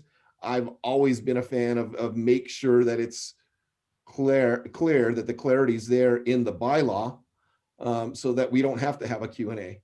But I'm one voice. So, you know, if we decide that we want to do something and change the wording on 800.62, that's fine, but it's going to take a bylaw proposal in order to get that done. And so I guess my question to the board is, which way do we want to go? And then let's make that bylaw proposal and eliminate the Q&A. I think if you serve as the president, you should have at least completed 2 years on the board before you're eligible to run. So really completed 3 years is what you're saying, Wendy, by the time that you take the presidency. Almost completed 3, yeah. No, but no, it would be completing 3 years by the time you serve as president. And by the time you It's almost complete 3 years by the time of the election. It's have completed 3 years by the time you become president. And so that's my point, Caleb, because it says that it completed 2 years to be eligible for president. So that's right. Yeah, and so I think that's where I think you're right. I think the language itself needs to be cleaned up. And so I think what we probably need to decide, it probably needs to come to a vote, is we need to determine which interpretation we want to go with as a board, because that's going to determine any of the edits that get made to the bylaw. And so I would say we're voting on either, are we moving with the historical interpretation, or are we moving with the interpretation of you can run in your second year, if that makes sense? Because I mean, that's the discussion here, right? I think the historical interpretation is supported by what the bylaw says, but I do agree that the bylaw probably needs to be rewritten to clarify that you need to be in your third or fourth year in order to be eligible to run for the president. So that's my 2 cents. I also want to, so if you have your bylaw book, I'd like to move you guys to 810.45, because it also addresses a presidency there. And I'm going to read that for those of you that don't have it. 810.45, if the president has 1 year remaining on his/her/their presidential term and his/her/their board of directors district term has expired, he/she/they shall be eligible to be president the year following the expiration of his/her/their board of directors term. So correct me if I'm wrong, Alex, based on that interpretation, or based on that reading, the only way that would happen is if you had gotten elected and you had 1 year extra from your 4-year term to be president. So in other words, you have a 2-year term for presidency, you have a 4-year term for board member, and if your presidency term exceeded your board term by a year, then this comes into play. Not by 2 years, by 1 year. I have to read this a little bit more closely. This his/her/their thing is really baffling. Troy, that's your situation, right, Troy? Yeah, exactly. Start of the 4th year. Yeah. And then so I maxed out at 6 years. I don't think that's what Ernie's saying. I think Ernie's bringing up the situation of, if you are, and correct me if I'm wrong here, Ernie, if you have basically taken over somebody else's and finished it out their term and you're in your last year, but that term expires. Is that what you're saying, Ernie? No, I'm saying, so we all are elected. If we're elected and we serve a full term as a board member, we get 4 years. Yeah. Correct. Right? We don't get any more because the bylaw says you can't succeed yourself. Okay. So you get 4 years. 810.45 says if the president has 1 year remaining on his presidential term and his board of director term has expired. So in other words, you've served your 4-year term as a board of director and your last year was also your first year of your presidency, you still have one more year of presidency. Yes, and that's how it was for Jim Lucas. That's how it was for Eddie Hartnett, and I believe Harry Bull. If someone can remind me. But my point is, it says 1 year. It doesn't say 2 years. It says 1 year. So based on black and white, not Q&A, black and white bylaws, to me, my interpretation of what we're doing back in 800.62 would be the correct one, because that would be the only way, based on what I'm hearing everybody else say, based on the Q&A, if I'm in my 4th year, if I'm finishing my 4th year of my district term, I can still run for president. But that would give me 2 extra years. 810.45 to me implies that the most you're ever eligible for is 5. You know, I've kind of always looked at that and said, like in Troy's situation where he gets elected to the presidency in his 4th year as a board member, he would have 2 years to serve as president, and he could serve a 5th year as a board member as well for his district. It says in there that you may be able to nominate somebody into the board of director position if you choose. But I guess I kind of see that as if Troy would have been president concurrently with a board of director representative for his district, he could extend that to a 5th year. So that's not the way that I read that, Don. What I'm reading there is if you were a president, you can give up basically your district seat, and that district can nominate somebody for a different 4-year term, and that 1st year of that term runs concurrently with the 2nd year of the presidency for the person who was in that district. I think this was intended to address the situation, and I think that Wendy was talking about it. So you're elected with 1 year left, you're elected president with 1 year left to your board of directors term. It permits you to continue to serve as president for a full 2 years, even though in the 2nd of those 2 years, you're no longer representing your district. Based upon the bylaw that says you have to be in your 3rd or 4th year to be elected president, that's pretty clear in my mind on that. I think you're reading into the fact, I don't see anywhere in 810.45 that says that you can't serve as president if you were elected in your 4th year.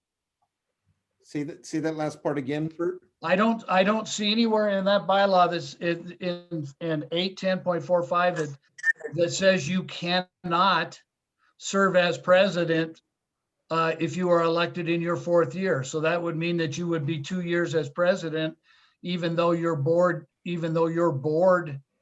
term is up. Yeah, I'm pretty sure that was not. Only, Bert, it says. No, but you are inferring in the original one that if they're telling you you can be elected to the presidency in year 3 and 4, right? So if you're, all this says all this says is that when they are elected in their 3rd year, their 4th year, they can serve as president and represent their league. True, you are correct. If they are elected in their 3rd year, their 4th year, they can be president and serve as member of their league. But it doesn't say that they can't go outside that. I think the question here is, What do you think you guys want as a board? And Bert, Answer I'm gonna that tell you- question and then you write the bylaw to fit that.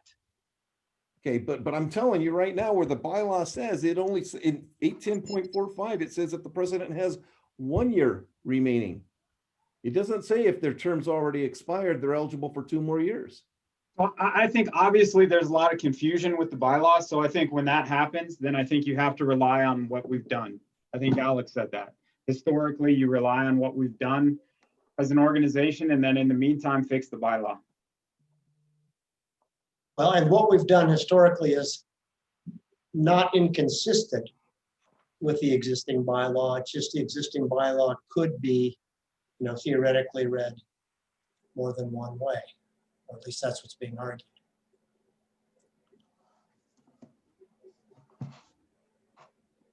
So yeah, I suggest that you can conclude that we're going to do things the way it has historically been done and look at amending the bylaw if necessary. I think that's the only way that you can do it. I make a motion for that. Second. Moved by Luke, second by Tarita. Any further discussion? So I want to know exactly what our motion is. Say it again, Alex. So I think the motion is that, I don't have those numbers. Okay, that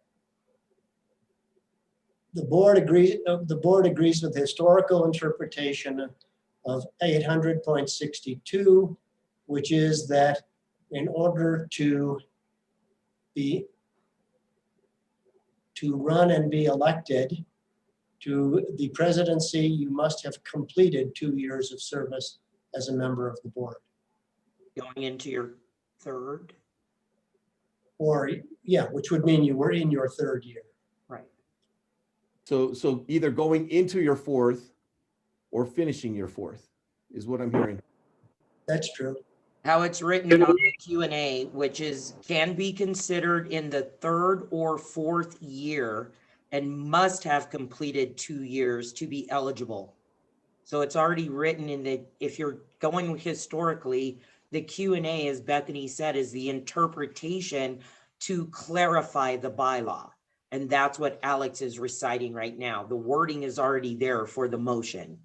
So, but the Q&A again goes counter to what the bylaw says, because one says eligible for election and the other one says eligible for the position.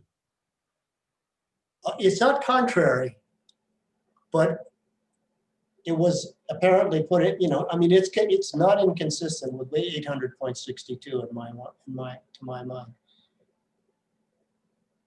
Is it consistent or inconsistent, Alex, with 810.45? Are we going to have to change that as well?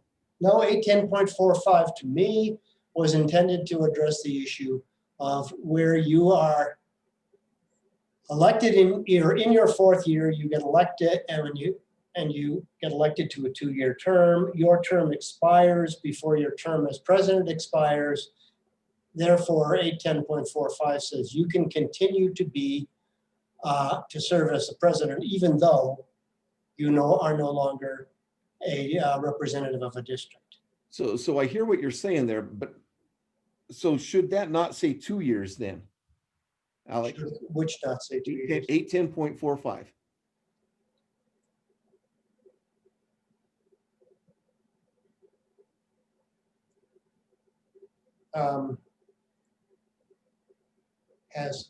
Based on historical precedents, if I'm finishing my 4th year, which no, in fact, you could not have 2 years. Your term as a director, well, yeah, your term as a director could expire theoretically at the end of your the end of your 4th year.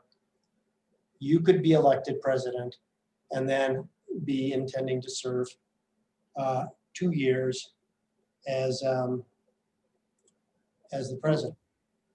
You would be serving as president and voting only when there was a tie. Right.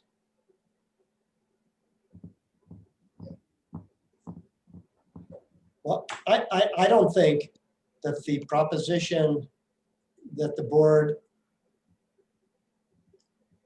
basically follow the Q&A under 800.62 this year, which is the historical way that 800.62 has been interpreted. If you were to say yes, I mean, otherwise we're saying that numerous elections in the past were or nomination processes were faulty. I think you can adopt that interpretation without violating the bylaws. So Alex, if we change 800.62 to read, the president must have completed at least 2 years of service as a member of the board of directors in order to be nominated for the presidency, would that solve all the issues? That or else the way that Mike said it, which I don't 100% remember. Got it? Rhonda? No. I want to hear what you have to say. No, it sounds like it's, and I go back to the Q&A, it sounds like you have to complete 2 years and you have, and then again, this was before my time. I'm just listening to what Bert said and I'm listening to what Jen said, the historical.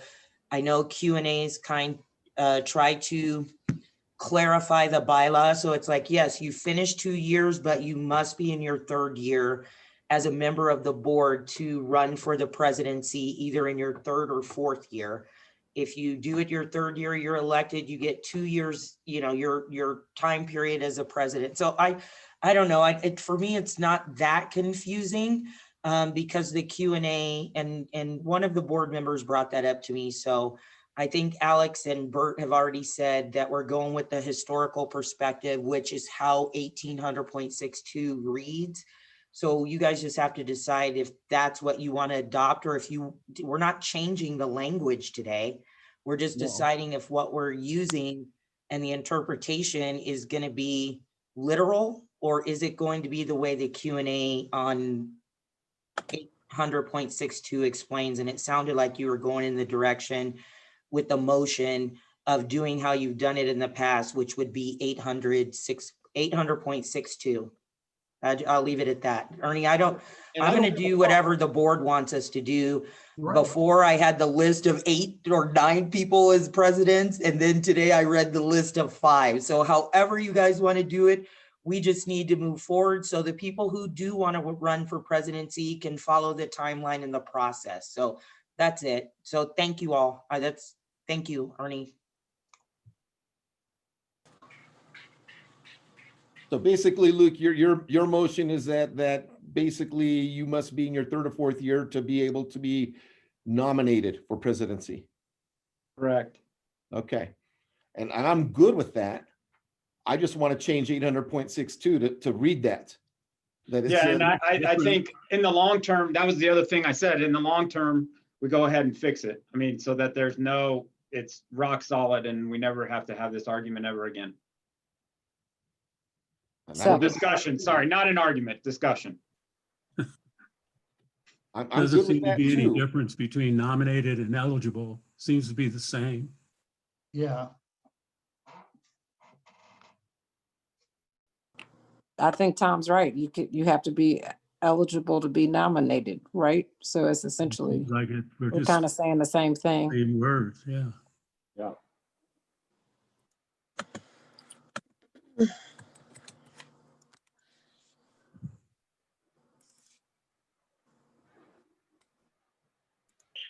So are we voting on the motion that's on the table? I guess Luke made the motion, Trita seconded. I guess we just need any thumbs down.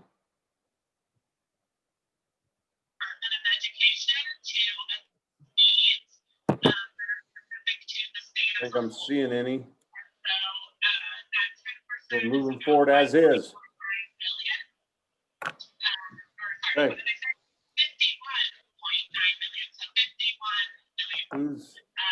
Somebody might want to mute. Tony, I think you need to mute. There you go.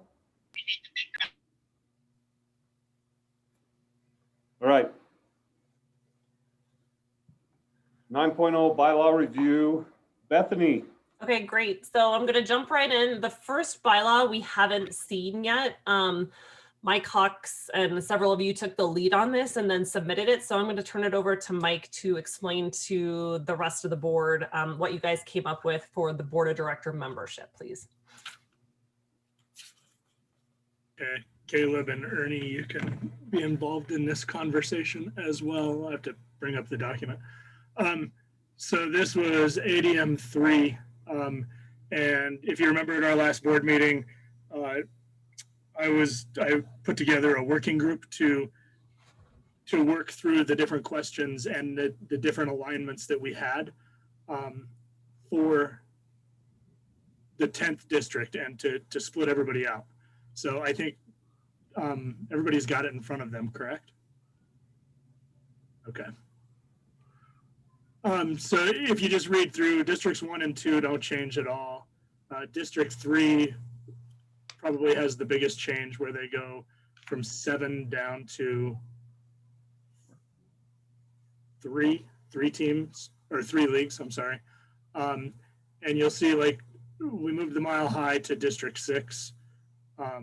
The Patriot League moved to 10, along with the Union Pacific and the YWKC. So these 3 now make up District 10. And then the only other change was between Districts 7 and 9, and that was to move the West Central League out of 7 and put them into 9. So I think I've got a typo in the cons, which I need to fix. You can just tell me, I'll update it. It should be that the 2 districts 7 and 9 have a net gain of 1 additional league. Oh no, I'm sorry, it was 6 and 9. Never mind. I was reading it wrong. So again, the rationale behind this and what the handbook committee talked about was adding that extra district because we as a membership have grown, and it also balances out the district membership, where no single district has more than 4 leagues in it. So there's more opportunity. This is under the pros. There's more opportunity for leagues to have their members nominated to serve on the board. And then I think the cons to this are really that Districts 6 and 9 have a net gain of 1 additional league, which changes their rotation. And then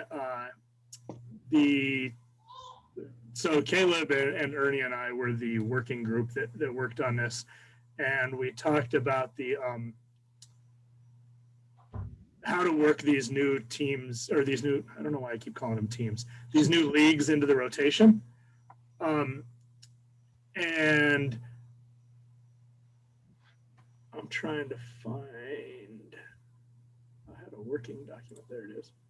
So while Mike's looking at that, I think one of the things to note is that when we looked at this, it actually serendipitously actually worked out so that our current board members still represent several leagues, and we don't have any instance where our current board members, we'd have 2 current board members representing the same district right now. Correct. The one that would change would be that Steve Longwell would have District 10. And there would be a new board member elected for District 3. So on that 3rd page, just so we're clear, because I think it's coming up, elections for who's coming on, who's coming off. Can you guys walk us through what that would look like? Could this proposal start immediately, I guess is, okay. And I also have a question too for Mike, knowing that we're going to have some new league configurations. They're working on them now, as Steve said. That deadline, and maybe once they start to look at classifications and where they're going to be placed, 4A, 5A, it's almost like we're doing this work knowing that there are going to be some additional leagues or some different leagues coming through. So how would we deal with that as well? Agreed. And without having the knowledge of what those leagues are, I don't know how to deal with it. Right? We're always going to be adding new leagues or splitting leagues up. And I think that's historically how District 3 became so crazy with the number of leagues that they represent, is because more leagues, maybe that's, Bert's kind of shaking his head. Maybe that's not it. No, it was more about trying to do some geography and some student numbers and things like that. But at the same time, I think you make a good point, Rhonda, in that with these new leagues. But we have done that in the past, and we even had to do it for this year when we started the new cycle, where we had to put Longs Peak, where we had to put Colorado Springs Metro North, Colorado Springs Metro South, all of those. So unless we end up with 5 or 10, 5 new leagues, I think we can probably make those adjustments pretty easily as a staff, to be honest with you.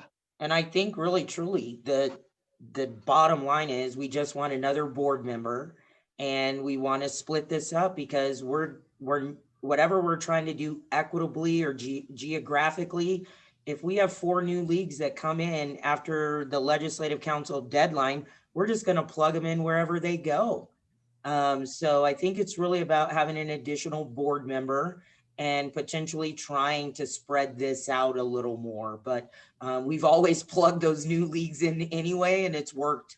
Yeah. So I think that's what we have to really say, is we just need an additional board member, and we'll plug in new leagues, because I know we are going to have some additional leagues just based on Steve's comments and what I've received since the email went out. Yeah, it's going to be easy if they meet that February 12th deadline, because we have until March 13th to submit the final bylaw. So, Right. that, Yep. And we have new schools coming in, right? We even know that there's a league. Bethany and I had a conversation yesterday. We're probably going to get a brand new league with a bunch of offshoot schools. So we'll just be able to plug them into this. But technically, we think that there needs to be more representation on the board, and we've tried to figure out how to make it work with the leagues. And I think if we stick with that mindset, I think we'll be fine, even if new leagues come in, new schools come in. And that's the rationale that we were working with, right, was an additional board member, because the association has grown since our current constellation was derived, and to spread it out a little bit so that leagues have a more frequent chance of being on the board than some of them currently do. So equity, right? You brought that word in. So one thing before we, I guess, get too far, one thing that is in your packet on page 6 is a really colorful chart that I put together after our last board meeting. And so the reason it's so colorful, because I want you to be able to see how things are changing based on what we currently have, which is in the far left column, ADM 4, or this proposal that Mike is looking at.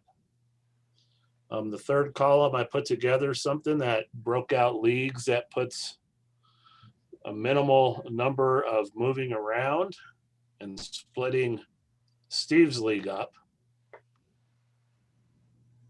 I mean, simply, it just takes Black Forest, which is my league, out of District 8, puts us in District 3, and moves the West Central League from District 7 and puts them in District 8, which is the schools that they normally participate with. But it does leave more leagues in their current districts that they're in. And then the fourth column over there is just doing something that puts more teams in line with their size, and you can see that there's a lot more color mixing going on in that fourth column. But when I kind of got onto it, I would focus on the second and third columns there and decide whether ADM 4 or the third column would be something that would be the least amount of moving as possible. And I don't think it disrupts any board positions. It simply creates a 10th district. Down there in the bottom in the dark purple, I think that would probably need to have a representative.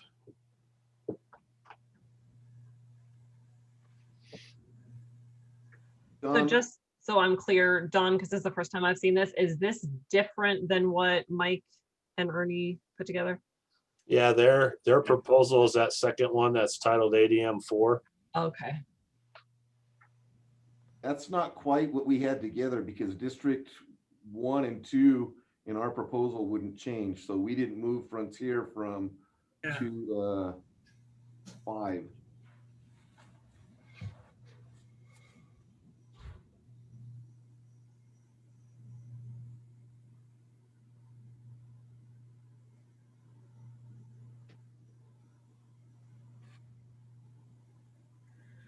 So I guess we're probably at a point of which bylaw proposal we're moving forward then regarding board alignment.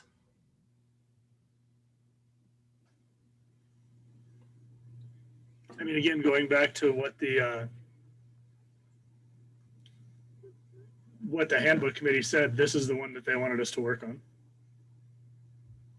I think the appropriate thing would be to do is to make a proposal and we can vote on either one and see which one carries through.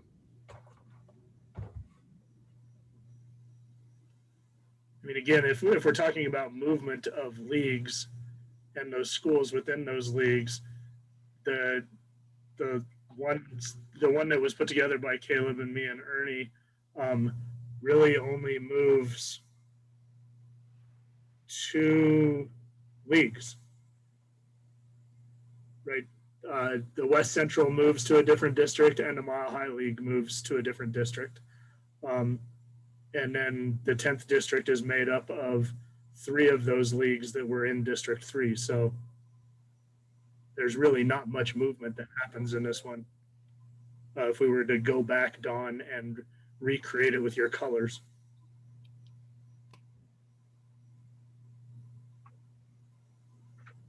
Yeah, see that?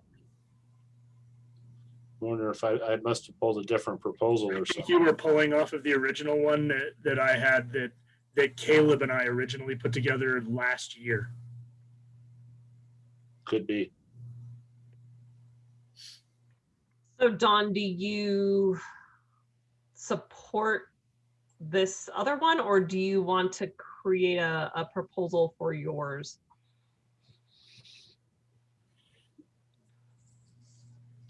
Without looking at it too much, I don't know. I just know that West Central is a 4-team league, and to put them with Tri-Peak, Spikes Peak, CS Metro South, and CS Metro North doesn't seem logical to me. It doesn't seem logical to me that Black Forest is with Fisher's Peak, Intermountain, Southern Peaks, because we have nothing to do with those leagues either. So Again, this has nothing to do with competition. This is board representation.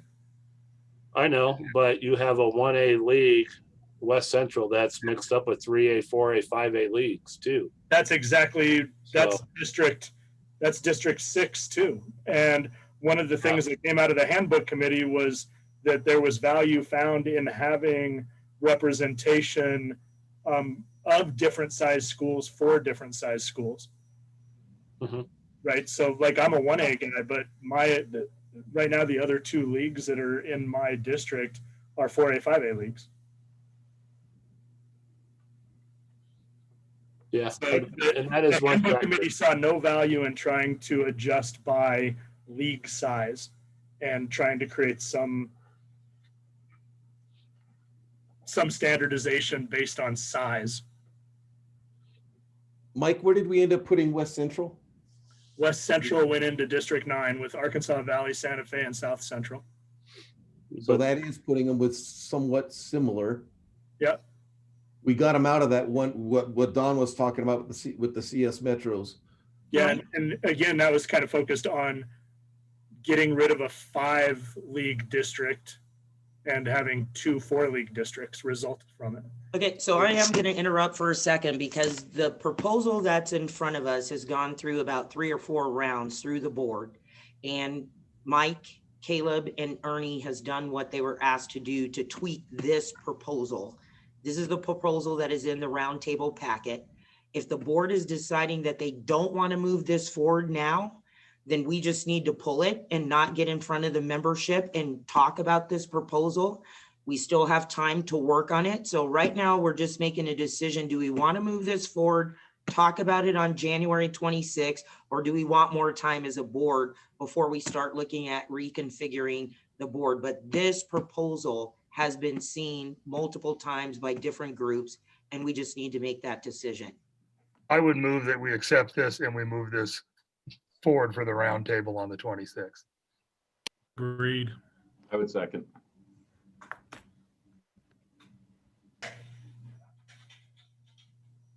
Troy, do you want to officially handle this, or should I?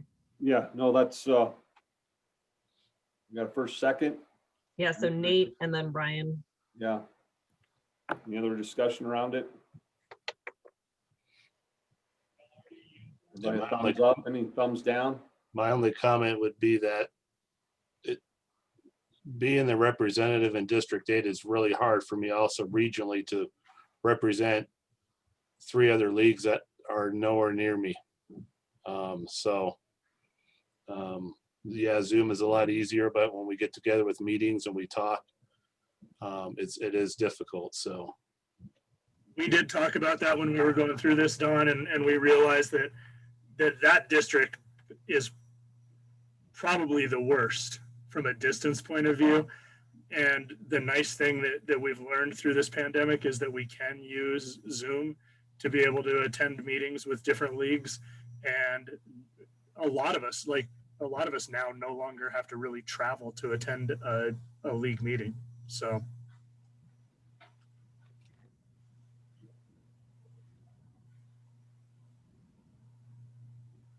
That's all I have to say on this. Hey, Troy, are we moving forward with this one? Okay. He doesn't look like he's there, Rhonda. Okay, so who's VP? Isn't there a VP? I don't think so. Rhonda, I think is the treasurer. You're the next elected or the next officer, so I think you can call the vote in his absence. Okay, thank you, Ernie. I'm calling for the vote. If you are not in favor, put your thumb up. If everybody's in favor of moving it forward, you're good. Just if you're not going, you don't want it to go forward, put your thumb up. All right, good. Thank you, Bethany. Troy. Oh, he's on the phone. I got you, bud. I have to run now. I have to go to basketball I practice. feel like Kamala right now. Go, Rhonda. Okay, so we just have a couple more, and you guys have seen these, so this should go pretty quickly, you guys. So what happened is they were just renumbered, and so constitutional one is the board of directors makeup.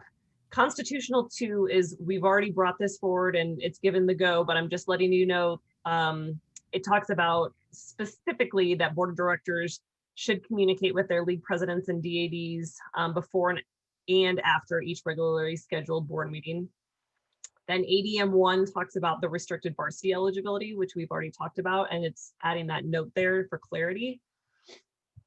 And then ADM 2, oh, hold on, I scrolled too fast.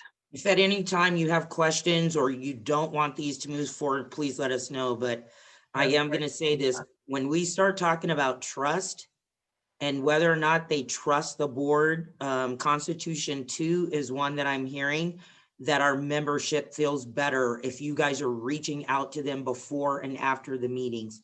And so I think this one's going to pass pretty soundly with our membership in terms of communication with you guys as their reps. And then ADM 2 is talking about that, crossing out that no officials may be paid during scrimmages. We do not have a set fee schedule yet with the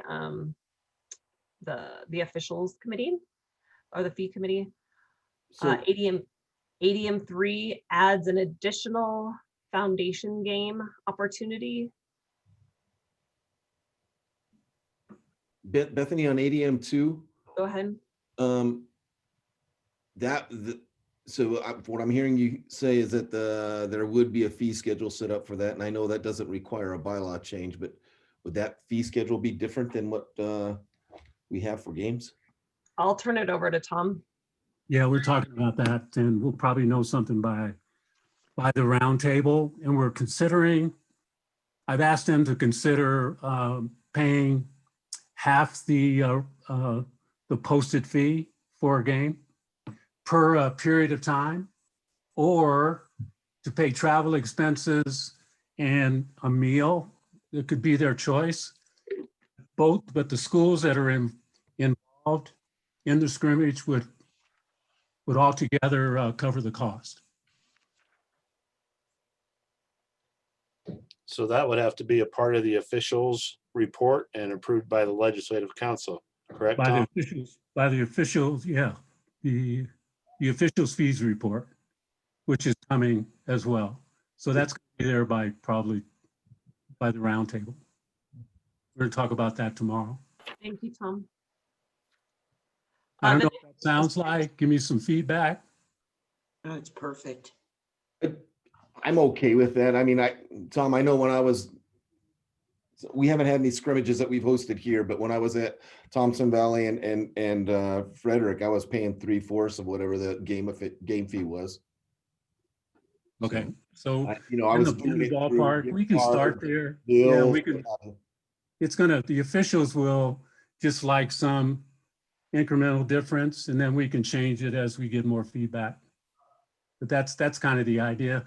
And I say that because New Mexico still does not pay for scrimmages. All right. So just an FYI. Thanks. Good questions. Thank you, Tom.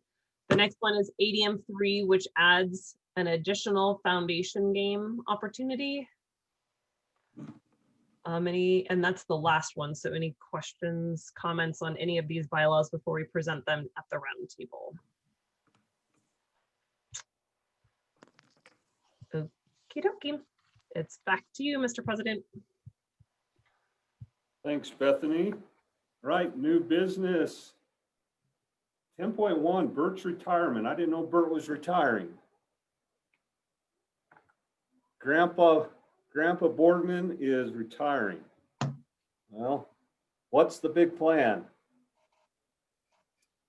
For what? I don't know. I guess, Rhonda, you're gonna kind of share with respect to Bert's retirement? Just wanted to, I've held on to his letter because I've tried to bribe him. The pandemic didn't help me at all. I just got to tell you, after what he's been through with the pandemic, I don't even know if a increase in salary would have Bert stay, but we have some special things planned as much as we can do around the pandemic and capacity. A bunch in the office are just gathering little Bertisms so that when we roast him, there will be some really funny. Do I have to be there? Oh yeah, your recent text messages, those are definitely coming out, but he and I can't talk about it right now because we both have some very strong feelings about our work relationship. So we're just going to try to get through the pandemic. But when it comes time to celebrate all he's given to CHSAA, we will have that opportunity to do that.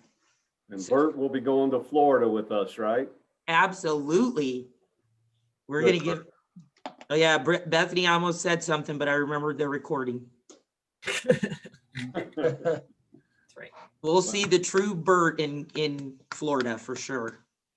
Well, we look forward to that celebration, Bert, and we're very happy for you. We're grateful for you, and you can't be replaced. But we'll be in touch. You know that. Oh yeah, you guys I just want you to know that on June 30th, that will be 42 and a half years in athletics. Wow. Nine at the college level and 33 at the high school. And let me tell you, the high school level is where you want to be. you guys are all where you should be because you impact more people, whether it's students or whether it's your community or anything that you could ever do at the college level. But he has said he will come back and be our parliamentarian. Yeah, I think I might fit that in the schedule. Great. Well, we're looking forward to any opportunity we can have to celebrate. So, okay.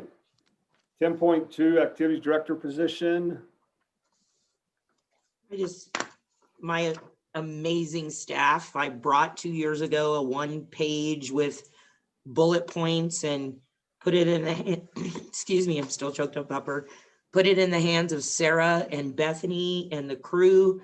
And what you're seeing is their creativity and their work, because we're all in support about the importance of this position and elevating our staff, elevating our team, elevating our offerings to the membership. So this is just the job description that will be posted as soon as the roundtable is concluded on the 26th. Okay. Right. Thank you. Guess we don't need to have the classification discussion now since Ryan addressed that earlier. He did. Thank you. Anything else to add, Ryan, at all, or any of the assistant commissioners? No, I think we covered it. Okay.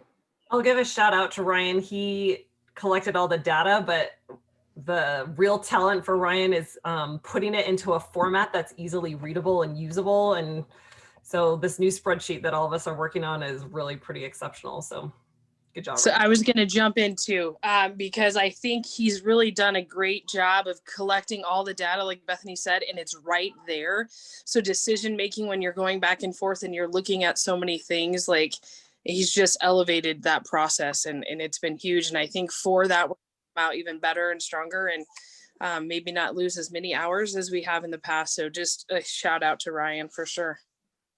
Yeah, absolutely. Thank you, Ryan. And I bet you and Sarah have some great conversations about spreadsheets and numbers, don't you? All right. Yeah. Okay, on to CHSAA administrator updates. Bert, you got anything to add? No, I just appreciate all the comments. Be nice to me. Thanks. We always will be. Okay, Bethany, anything? Be nice. That's all I'm saying. I'm just kidding. I'm like, no way. We're not treating you any different. No way, Bert. So right now we're excited that some of your schools are participating in our first ever virtual solo and ensemble festival.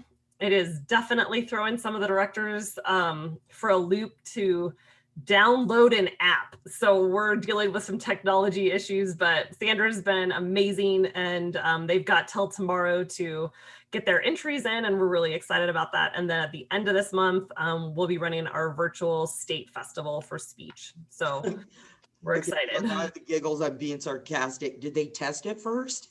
Did they go through it?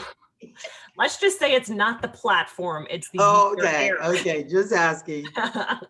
That's all for me. Thanks. Okay, thanks, Bethany. Adam, anything else to add? No, I don't think so. I think we're getting close to being able to finalize postseason for wrestling, and then we'll move on and get just dot the I's and cross the T's for spring football. And then we're working on the 6th classification for football that was voted on by the football committee. So we'll continue working through that and have that ready to go for the roundtable. Great job. Appreciate it, Adam. Jen. Just getting through piloting out the information regarding competitive spirit. We've had lots of meetings, and so just trying to get that off and running, and we're excited as we move to season C for unified bowling and what that looks like. So that's it. All right. Thanks, Jen. Justin, anything to add? Not much, just going through the 7 sports that I oversee with clock. So I want to say Ryan's spreadsheet it's okay. It's not that great. Let's not give him too much credit. So User error. If you tried to do it 6 years ago, you would have more appreciation. I'm I'm totally kidding. The spreadsheet's phenomenal. It's been a huge help. I don't know what I would do without it. So no, just been going through clock and excited to get those out to everyone, and excited too to start some sports. We got ice hockey that I oversee and girls swimming that are starting up here in season B. It's been a long wait since last March, so I'm excited for that. Looking forward to it. Right. Great. Thanks, Justin. Tom, anything? Yeah, I do. Just there was some kudos given to the assigners early on in the meeting and all the hard work they're doing. And that's really very, very true. I would just say this, that if you have some issues with COVID and you have to cancel a game, just make sure you reach out to them early on, because we're using every available official. And when one comes available, they've got to be the ones that actually make those assignments. So don't start assigning on your own. Reach out to your assigner and make sure it happens through them. And that's it. Looking forward to the first contest. Absolutely. You know, Tom, there was a question brought up in a parent meeting I had last night. Them asking if we were going to, or if the officials were going to test before they came to our games. And I said, well, no, we were just going to treat them like, we would for our kids, and, temp check, symptom check and all that. But has there been any discussion? I mean, their fears are officials coming into different communities and all that. Well, Bert, you want to address that? Because we talked about that and he put it out in his memo to administrators, but go ahead, Bert. Well, I can't even, you know what? I've sent 4 memos in the last 3 days. So I think well, they're just going to be treated just like anybody else that if spectators or anyone that comes door for a competition, and they're going to be asked COVID questions, standard COVID questions. And if at a particular school you're taking temperatures, that's probably smart. I would do that. Yep. They certainly can tell you anything, but that's really where you catch them. And then they do know that you can turn them away if indeed there's an issue that comes up. But I think the critical part is, and if we can get this to our schools and our schools can do this, is let them know where to come in, let them know where to be, to meet the right people. As much information as you can give those officials in advance of those games it's going to make everybody's life easier. Yeah, just keep track of those COVID guidelines we put together. All of that is there. Yep, makes sense. Just read through that. That'll give you some guidance. Yeah. Yeah, no, that's what everybody's doing. I just wanted to throw that out there since somebody had asked, and tell you that the platform for some of those meetings with parents, it's harvested 3 game officials in our community, and 2 of them actually had experience, but you can always throw that out to some of your people. So, all right, thank you. Anything else? Anyone? Troy, I got a question about just looking at the upcoming meeting dates. Looking ahead to April 13th, that's the statewide SAT, PSAT testing day. I don't know how solid we are on that date or how much that affects anybody on this committee, but I know personally for me, I'll be tied up that day being involved with SAT testing in our building. I don't know where anybody else is with that.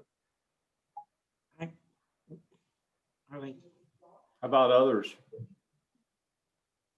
Ryan, we're open. We definitely, especially with virtual, right? We're not scheduling rooms, we're not scheduling buildings. So we definitely can shift around as long as the board gets that in enough time. You guys are good with that, aren't you?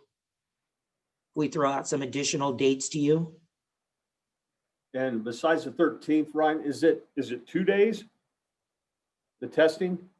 The SAT is just on the 13th. The PSAT, there's a window, the 13th through the 15th, I think. But the SAT is just on the 13th. Okay.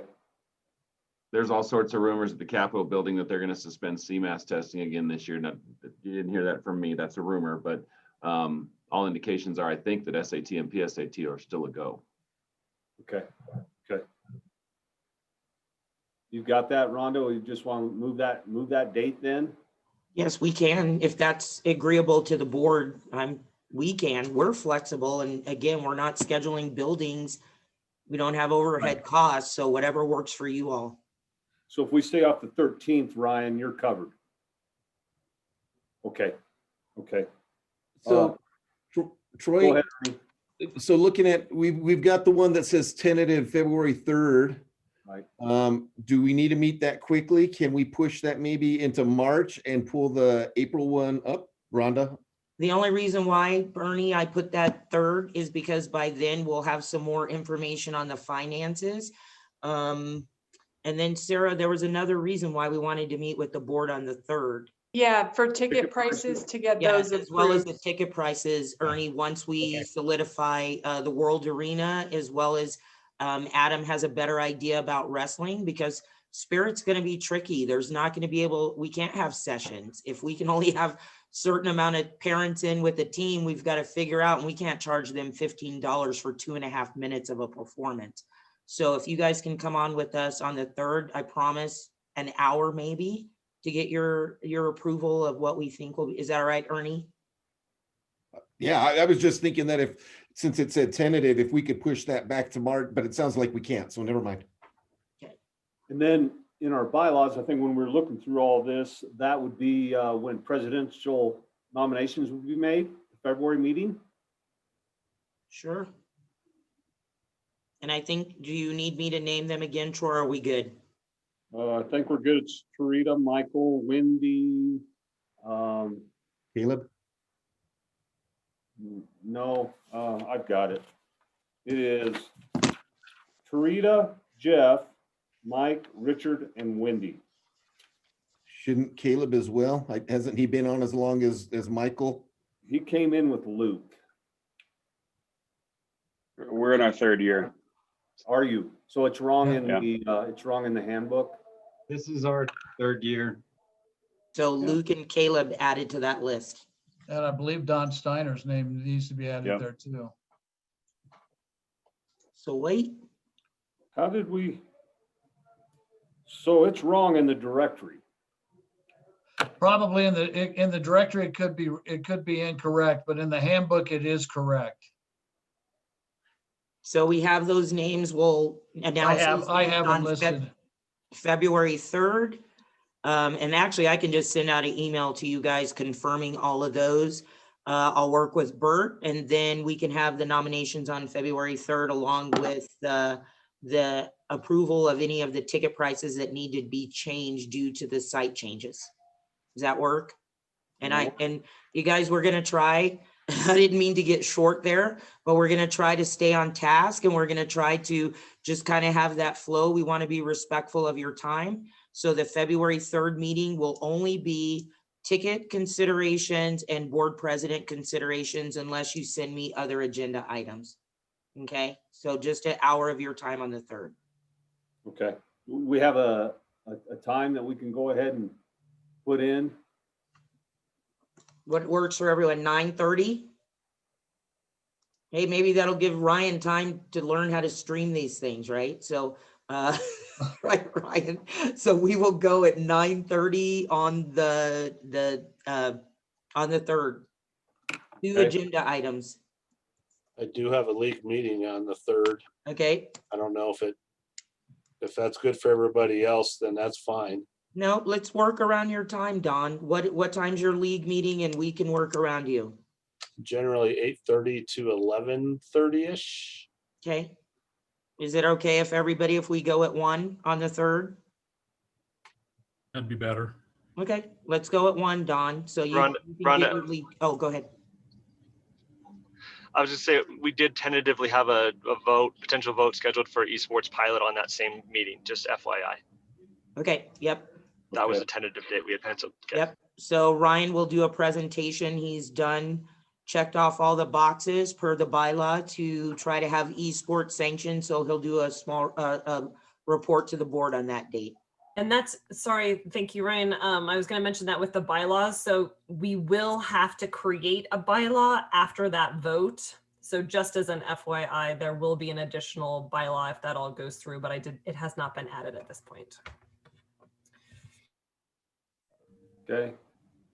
All right, so Wednesday, February 3rd at 1 o'clock. And then of course we have roundtable next Tuesday, CHSAA tomorrow. I think that's it until we meet again, right? Those of you that got games stewing for next week, best of luck, stay safe and well. Hope it comes off without a hitch. A lot around this and ourselves are already going to face those challenges and have to make those decisions. So go ahead, Ernie. Are we just going to find another date for that April 13th meeting later, or okay? Can I give it to you on the 3rd? Is that good, or do you want it earlier than that? Probably looking at, we were doing that now, so okay. I was in my calendar, so I just thought about it. Yep. Yeah, we'll probably still do it that week. We're just staying off the 13th. So if you guys don't have any conflicts and have a date in mind, just shoot it out to us so we can get it on our calendars. Okay. And if there's state testing Tuesday, Wednesday, Thursday, I don't know if Monday is a decent day for everybody. That's for the April. Yeah, it'd be April 12th is that Monday. We could do go Friday the 9th. 16th. The only reason why we were meeting with you guys before then was because the Legislative Council and CHSAA virtual meeting is on the 14th at 9 a.m. So we were going to meet with the board one last time to confirm everything that we were going to kind of present membership wise, but we can do that on the 8th or the 9th. It's up to you guys. We just want to meet with you before the Legislative Council or CHSAA virtual outreach for the membership. Or we don't have to. Yeah, do you guys want to do Monday the 12th, or do we want to just look at like Thursday the 8th? Is everybody Monday okay with 12th? Yep, 12th of 1. Let's do that. Okay. Monday does that work for everybody? 9 a.m., 9:30, 9:30? 9:30. Okay, let's go Monday, April 12th at 9:30. Okay. Okay. And just so you know, the season C variances, just so you guys know, if you get asked questions, variances are for the rosters, a little bit of implementation request to CDPHE, and we're asking for their answer by February 15th. So we will let the membership know that on the 26th. Okay. Okay. Anything else? All right, long meeting. Time to go. Luke, you probably got to go coach basketball, and I've got people lined up out here asking questions about all of our kids are being quarantined. So, but Troy, can I say this to leave on a positive note? Even with all that discussion, it was supposed to end at 3, and it would have really ended at 2:27 if we didn't have to talk about the meeting. So I do want to give kudos for the discussion potentially, but we weren't that far off. no, we did fine. It's all good. Okay, I try to find those silver linings. Great job, everybody. Everybody be safe and well. Good job, you guys. Have a great day. Bye. Bye. Be well.